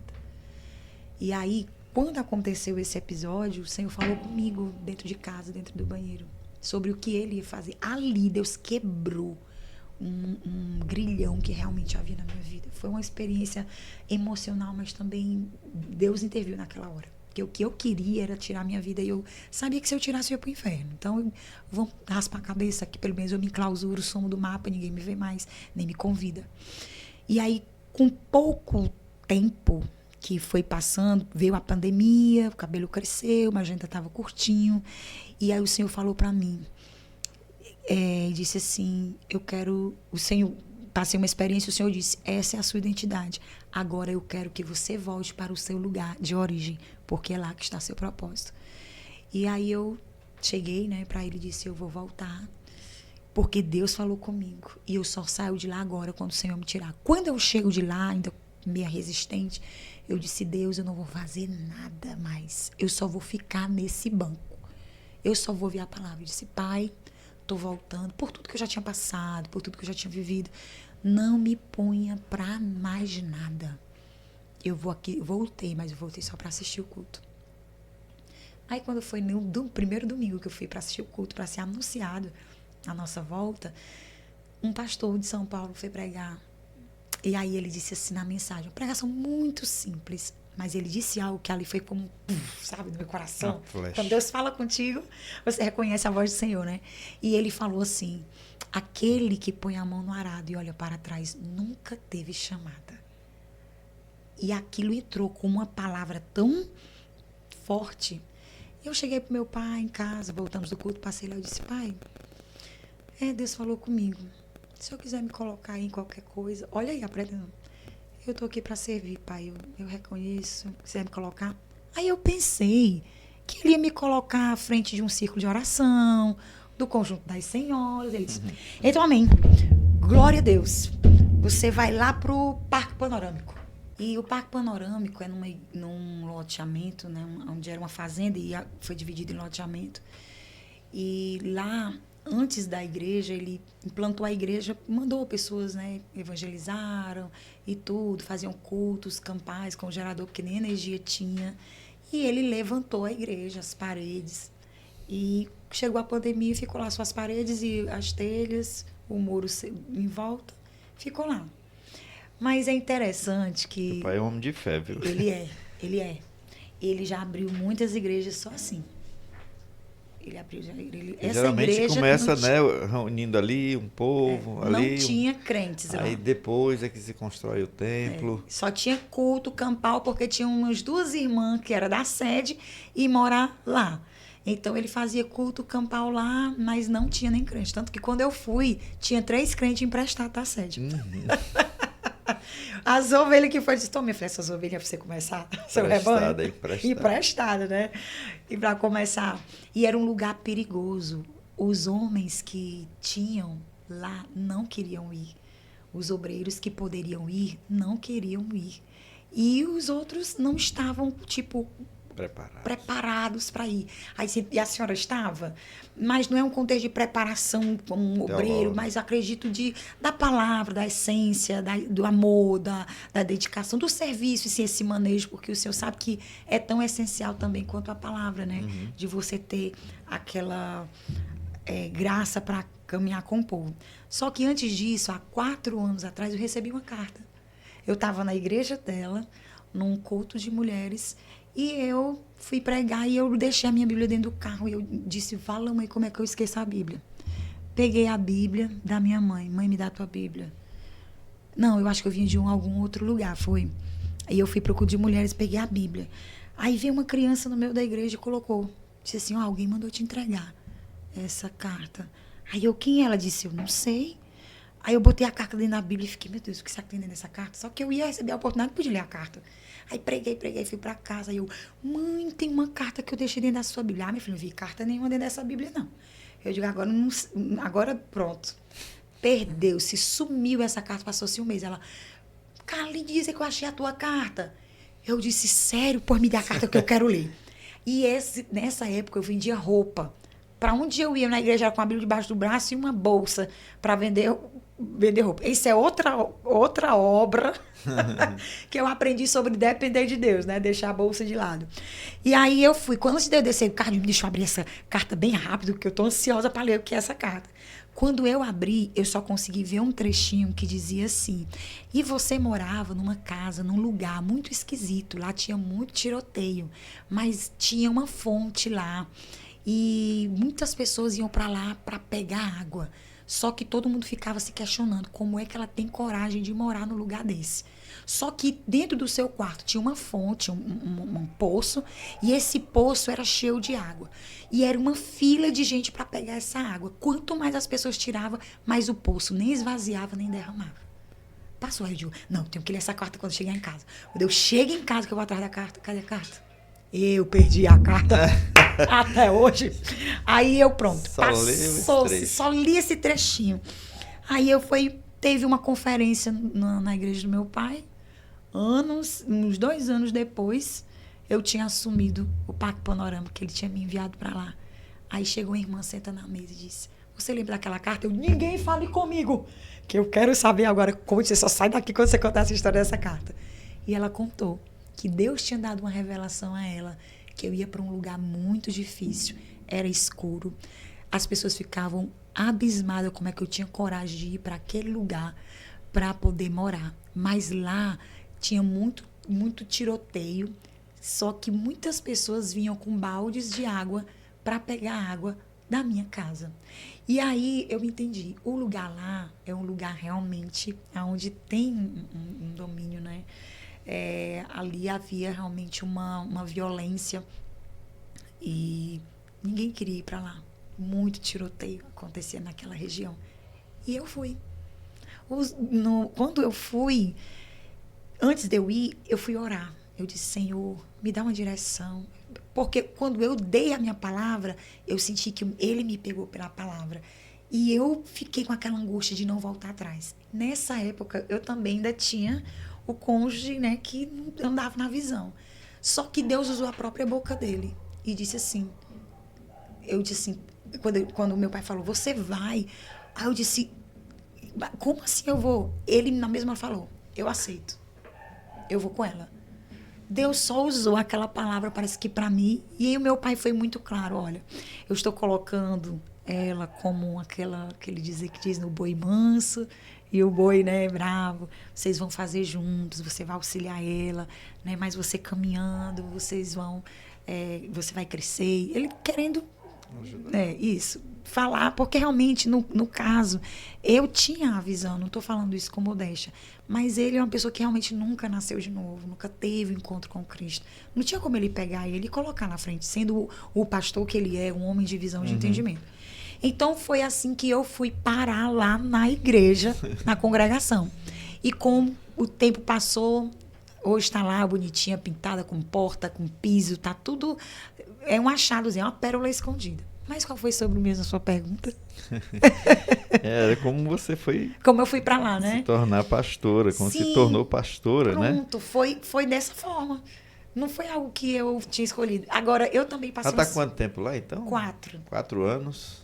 Agora, eu também passei uma experiência com Deus dentro do meu quarto, porque teve uma vez que Deus me deu uma revelação. Eu sonhei, não vou contar o sonho, porque é algo muito extenso, mas foi muito profundo. E eu vi um patrimônio tombado. E esse patrimônio, como se ele estivesse desmoronando. Só que não desmoronava pedra, tijolo. Onde eu via os escombros, não eram escombros, eram pedras e pedras preciosas. E eu sabia que aquele patrimônio era do meu pai. E eu olhava assim, e eu ficava com pena daquilo estar se perdendo. E Deus me deu um discernimento sobre aquele sonho, que aquilo era o legado do meu pai. Eu lembro que nessa época eu me ajoelhei dentro do meu quarto. Eu abri a palavra e eu fui lá para aquela palavra de Axa, quando ela foi ao pai dela pedir fontes de águas, né? A filha de Caleb. Filha de Caleb. Eu me ajoelhei no meu quarto. Olha, essa experiência eu nunca vou esquecer com Deus. Eu chorava como uma criança. Eu chorava copiosamente dentro do meu quarto, no chão, com a Bíblia, porque eu entendia que aquilo era um legado que não ia ficar. Era como se fosse um legado que estava passando, sabe? Como se meu pai, ele decidia renunciar aquilo tudo e ele ia seguir a vida dele com uma aposentadoria. E eu entendia claramente que é como, tipo, chegava um cumprimento, um final, né, da história dele e ele ia, tipo, descansar, né? Não era a igreja. Eu via um patrimônio, aqueles antigos, aqueles casarão antigos. E eu me ajoelhei e eu disse, Deus, pela hierarquia, eu não tenho direito. Porque primeiro vem o meu irmão Levi, que é o mais velho. Depois vem o meu irmão, o Lemuel, que é o caçula. Mas eu não posso ir pela hierarquia porque eles são homens. E eu sou mulher. Não se consagram mulheres, não existe mulheres pastoras na nossa denominação. E mesmo que eu quisesse, Senhor, para mim exercer esse chamado pastoral, o meu esposo teria que ser pastor. E ele já disse que ele não quer. Você vai morrer. Eu nunca vou ser um pastor. Eu lembro que teve uma vez, vou abrir aqui um parêntese, que eu estava... Era já quase madrugada, eu quietinha na cama e as lágrimas só corriam. Eu não fazia barulho para não chamar atenção. E eu perguntei assim, Senhor, até quanto vai me permitir viver essa situação? Ele estava do outro lado e ele falou bem rápido. Ele falou, não se preocupe. Um dia eu vou sair da sua vida e você vai ser a mulher de um pastor. Várias vezes ele falou isso. Você vai se casar com um pastor. E aí, o que aconteceu? Eu orei a Deus e eu disse, Deus, eu te peço que se eu tiver a oportunidade, o Senhor me dê só um pouquinho, Pai. Eu sei que eu não tenho esse direito, mas se o Senhor quiser, e o Senhor viu em mim essa chamada, Senhor, me dá pelo menos 1% do legado do meu pai. Eu supliquei por aquilo que um dia eu rejeitei. Eu chorei. Isso me emociona até hoje. Passou-se anos. E aí veio essa proposta. E eu costumo dizer assim, eu não tenho essa expectativa de que o meu nome seja ressoado, que... Soprado, passou. Isso aí era um coração que não estava no Senhor, nem estava na obra, estava nas pessoas, né? Mas o que eu digo é assim, ainda que o óleo nunca seja derramado sobre a minha vida, ainda que o meu nome nunca seja citado, ainda que nunca se abra uma exceção, uma oportunidade para que as mulheres pastoreiem, ninguém pode arrancar de mim um coração que é pastoral. Glória a Deus. Fiquei emocionado também com essa sua experiência aí. E, assim, pastorado feminino ainda está distante, né? Na Assembleia de Deus, né? Mas acredite, talvez eu sou a única mulher nesse momento como uma dirigente, não sou uma pastora, mas como uma dirigente na Assembleia de Deus. E eu sento ao lado do meu pai, junto com os pastores. Que eu acho que isso, para ele, como um pastor muito conservador, foi assim, algo que ele também rompeu uma tradição. É tanto que quando ele prega nas lives, ele sempre diz assim, gente, ela não é minha esposa, ela é minha filha. Que as pessoas ficam perguntando, o que aquela mulher está fazendo ali, né? Muito bem. E, assim, para encerrar, né, esse nosso bate-papo. Bora o pessoal dos bastidores. Eu queria que você falasse aí sobre sonhos, projetos, coisas para o futuro, né? Que certamente Deus ainda tem muito a realizar na sua vida através de você. Sim. Para que contasse para nós. Sobre sonhos, o meu maior sonho se chamava liberdade. Esse era o meu maior sonho. hoje eu me vejo desfrutando dessa liberdade em Deus, na vida, ir, vir, me conectar com as pessoas, ser eu, fazer aquilo que queima no meu coração. Se eu olhar por essa perspectiva, para mim é um sonho realizado. Mas um sonho de conquistar ainda outros patamares, ter outras conquistas que eu ainda não tive, né? Eu digo que eu já estou com um pé dentro de um campo de realização, que é a psicologia. Escrever um livro também, para mim, é algo que eu queria. Tem até título, né? Exato. É tão interessante que há uns 5 anos atrás, eu coloquei na tela do meu computador coisas que eu anelava, né? Sonhar. E quando foi um dia eu abri o computador, eu olhei e é como se o Senhor dissesse para mim: seus sonhos já estão acontecendo e você nem se deu conta. E eu me vejo realmente hoje vivendo muitas das coisas que eram o sonho para mim. Uma delas é servir no reino de Deus, me doar, me entregar, sabe? Eu sou realmente uma apaixonada pela obra. Eu sou daquela que na igreja eu tenho que estar ali no meio, liderando, né? Como, por exemplo, agora a gente está se preparando para uma festividade, para arrecadar recursos para ampliar, criar as salas das nossas crianças. Então, eu estive com os irmãos lá que estavam capinando, então eu tinha que estar lá, né? Porque para mim é importante estar ali fazendo com que algumas coisas sejam organizadas. Tudo eu tenho que estar presente. Para mim, o líder é isso. Ele participa, ele motiva, ele delega, ele inspira, né? Ele está junto. Então, eu vejo hoje que isso também é uma coisa que eu consegui conquistar, essa liberdade, sabe? Eu amo, eu sou uma apaixonada pela obra, uma apaixonada, eu não troco isso por nada. E quando eu falo de sonhos pessoais, vem realmente assim, eu não tenho sonhos tão, sabe, extraordinários, porque para mim os meus sonhos hoje eu vejo eles se consolidando. É a minha família, os meus filhos, que todos foram criados no Evangelho, que estão cumprindo o meu legado. Minha filha está aí, casada, né, 23 anos, com um futuro pastor. O meu filho, que também é um filho obediente e admirável, a minha filha. Então, assim, os meus sonhos hoje, eu vejo que praticamente eu consegui consolidar. Os sonhos daqui para frente que eu tenho é de crescer no Senhor. Um sonho bem mais materializado, eu digo que expandir o Floresça, né? Fazer com que o Floresça cresça, com que ele realmente alcance mais mulheres, expandir o meu propósito na medida que o Senhor quiser que ele se estenda. Porque outros sonhos que o dinheiro compra eu não consigo colocar como sonho, mas sim como algo que é um sonho de consumo que você com trabalho adquire, né? Mas eu me sinto uma mulher realizada em muitos sonhos que eu já... E a gente fica feliz de poder Deus ter nos conectado aqui, né? Que Sim. Você tinha a promessa de vir a um podcast, tinha, né? E nós, Deus, no tempo oportuno, né?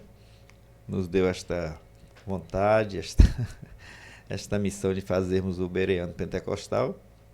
E você está aqui cumprindo, né? Concretizando mais essa promessa de Deus. Mais essa promessa. Espero que... aliás, espero não, tenho certeza, né? Que o seu testemunho vai edificar muitas vidas. Glória a Deus. Esse é o nosso propósito, né? Glória a Deus. Edificar vidas, trazer histórias maravilhosas de pessoas que realmente viveram milagres, viveram experiências com Deus, né? Conversões, histórias de conversões. Então, estou muito grato a Deus. E eu queria pedir a você agora, irmã Carline, para deixar uma palavra, uma mensagem aí para os nossos irmãos. E aí a gente encerrar esse bate-papo, né? O senhor tinha falado um pouquinho antes, só para mim, eu acho que eu não respondi. O senhor falou sobre sonhos e o senhor falou sobre projetos, né? Sonhos, eu digo que eu sou uma mulher realizada em muitas coisas, que o meu maior sonho era uma carreira, diploma, essas coisas. Isso para mim se tornou secundário e hoje é realizável. Mas sobre projetos, né? Um dos projetos que eu desejo muito realizar é exatamente ter um podcast, né? Um lugar onde a gente possa expandir mais essa mensagem. O meu sonho é que mulheres comuns ocupem esse lugar, que não é um lugar de influência terrena, mas de influência no reino. Mulheres como eu, improváveis, que tiveram um passado, às vezes, questionável, sabe, até mesmo aos olhos da igreja, né? Eu tenho o desejo de trazer essas mulheres para exercer esse lugar. Então, através disso, eu tenho um projeto Floresça, tem um projeto Aliadas, que ele já é um projeto que está direcionado a mulheres lideranças, né, a pastoras, é onde a gente já trabalha um outro segmento de mulheres que já está num nível de maturidade mais avançada, que não é a questão mais de feridas da alma. Já são mulheres com propósito, mas também com outras dificuldades. Eu tenho, assim, esse desejo muito grande de ter um lugar, um projeto onde reúna essas mulheres e desenvolva elas para colocar, né, o seu propósito em prática. Porque eu vejo que tem muitas mulheres que elas só precisam de uma palavra de destino. Olha, faz assim, senta aqui, faz assim, vai por esse caminho. E isso não é algo espiritual, é algo didático, né? Promover as mulheres no reino. Esse é um dos projetos que eu tenho muita vontade de fazer na internet. Eu até, inclusive, executei uma agora, que foi com a missionária Dina, não sei se o senhor conhece ela, uma pregadora de mão cheia, uma mulher de Deus. Estamos precisando de indicações para a gente trazer aqui. Ela criou agora o Mulheres Posicionadas, uma mulher muito profunda na palavra. E nós desenvolvemos... Ela não é cearense, mas ela é daqui do Ceará, né? Casada, o marido é cearense. E ela fez exatamente um projeto agora, que foi uma mentoria que a gente fez, para ela colocar e executar o projeto dela, colocar no ar. E ela colocou, abriu essa sala para mulheres, né, e no digital, online. Então, ela prega, ela tem curso para pregadores, ela agora tem o curso Mulheres Posicionadas, então é uma mulher que também tem muita bagagem. E é esse tipo de projeto que eu desejo também executar, né? Fica um adendo aí para as mulheres que querem colocar seu projeto no ar e não sabem como, podem também estar aí, né, se conectando a nós. Bom, eu quero primeiramente agradecer ao Senhor, né, a Deus e ao Senhor por esta oportunidade de estar aqui. Sou muito grata por perceber como Deus ele pode transformar a nossa vida e nos colocar em lugares que nós nunca imaginamos estar. Nunca desejei estar num podcast. Nunca foi algo que eu aspirei. Mas o Senhor me viu nesse lugar. E o bom é quando Deus ele sonha projetos que nós ainda não sonhamos.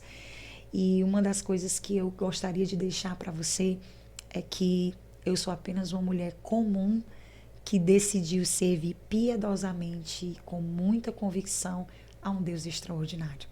Quando você entende que em Deus todas as coisas são possíveis, você percebe que no meio do caos ele traça um caminho na tormenta. Você entende que aquilo que não tem valor, ele torna como uma joia singular, uma joia rara. Ele dá valor, ele dá sentido, ele dá significado e até ressignifica aquilo que não tinha sentido nenhum. Eu não sei qual a sua condição aí me assistindo, seja homem, seja mulher. Eu não sei se em algum momento da sua vida você se vê em conflitos, com tantos questionamentos, quem eu sou, o que eu vou fazer, qual é o meu propósito. Eu digo para você, primeiramente, se envolva em ambientes que tenham propósito. Né? Para você ser uma pessoa que vive um propósito em Deus, você precisa entender 3 coisas. Você precisa ser coerente, honesto, primeiramente consigo mesmo. Você não pode viver entre agradar 2 senhores, agradar a Deus e agradar aos outros. Nem tudo vai fazer sentido. A promessa de Deus não vai fazer sentido para os outros, vai fazer sentido para você. E se ela faz sentido para você, você só precisa ter convicção que Ele chamou você, que Ele te confiou esta ferramenta, esta obra, esta voz, e você precisa ter convicção nele. A segunda coisa que eu digo é que você precisa entender que para entrar no propósito de Deus, nós vamos ter que romper com alguns ciclos viciosos, né? Ciclos onde pessoas vão avançar com você, mas outras não vão entrar com você. Não porque elas não mereçam, mas porque às vezes elas não estão também preparadas para viver esse ambiente que Deus está preparando para você. E entenda que, em vez de você ficar preocupado, quem é que é a pessoa que Deus vai levantar, né? Qual é o meu propósito, qual é a minha identidade? se envolva num ambiente de propósito. E se envolver com um ambiente de propósito é se envolver com pessoas que têm um propósito claro, é estar investindo o seu tempo naquilo que tem propósito, é ter um porquê. Por que que eu faço isso? Por que que eu estou aqui? Por que que essa conexão, essa pessoa... Você começa a se perguntar por quê e você vai encontrar uma motivação. Porque Deus, ele não perde tempo. Ele tem a eternidade toda, mas nós não temos a eternidade toda aqui para vivermos um propósito. Então, nós precisamos, nesse tempo, remir o tempo, porque os dias são maus. Um propósito não é sobre uma realização pessoal. Um propósito é sobre um id, que está intrinsecamente já dentro de nós. Manifestar o céu, expandir o reino através daquilo que você carrega, que é a unção de Deus sobre a tua vida, que é a tua história, por mais simples ou mais complexa que seja, ela pode ser um verdadeiro antibiótico para a ferida de alguém. Deus quer usar você. Existem pessoas que só serão curadas quando você falar. Existem pessoas que só vão se levantar quando você se levantar. Existem pessoas que só você vai ter acesso a elas, porque é você quem Deus quer usar. Então, que você possa buscar entender o seu lugar em Deus. O seu lugar em Deus não é um lugar de status, não é um lugar de profissão, não é um lugar de autorrealização. O seu lugar em Deus é ser simplesmente filho e ser conduzido por Ele. É cumprir os papéis que Ele te confiou. É administrar com excelência, com dedicação, tudo aquilo que você faz, bem feito, com excelência, entendendo que tudo que nós fazemos, não fazemos simplesmente por nós, para nós, ou como a homens, mas nós fazemos para a glória do Senhor. Se você fizer tudo na sua vida visando a glória de Deus nisso, com certeza você vai dar passos significativos na sua chamada, na sua vida, e vai crescer. Então, que você fique com essa palavra, que Deus te abençoe e, quem sabe, até o próximo podcast. Se Deus quiser. Amém. Irmã Carline, eu estou muito grato a Deus, primeiramente, né? E a você por nos ter concedido aqui esta conversa, este bate-papo, né? Que para mim foi muito terapêutico. Ai, eu gostei. Porque, né, a gente também vai, assim, ouvindo as histórias e as experiências, e a gente vai também sendo edificado, vai sendo curado, né? É verdade. Essa conversa aqui com outras pessoas tem sido também para mim muito edificante, né? Sim. A gente se encontra um pouquinho na história das pessoas. Sim, com certeza. Né? A sua história assim, reflete um pouquinho da origem da família, né? Sim. Filha de pastor e tudo mais. Mas, meus irmãos, nós estamos, infelizmente, chegando ao final do nosso podcast, do nosso bate-papo aqui com a irmã Carline. Aí agora eu vou dizer direitinho, que no começo eu fiquei meio assim, né? Então ela é terapeuta, cristã, ela é cantora, ela é compositora, pastora, futura escritora, tudo isso, né? E muito mais, e principalmente filha de Deus, uma serva de Deus. E nós estamos gratos a Deus pela oportunidade, o privilégio de tê-la entrevistada, tá certo? É verdade. Meus irmãos, eu peço só mais uma vez, você curta este vídeo, compartilhe, eu acho que vai ser realmente um vídeo muito compartilhado, né? Porque vai trazer muita edificação a muitas pessoas, e eu peço a você que nos ajude a promover este vídeo que gravamos, e que você também possa postar aí um comentário, né? Deixar um comentário. Sim. Tá certo? E realmente como isto te ajudou e edificou a sua vida. E até a próxima, que Deus os abençoe. Muito obrigado. Amém. Amém.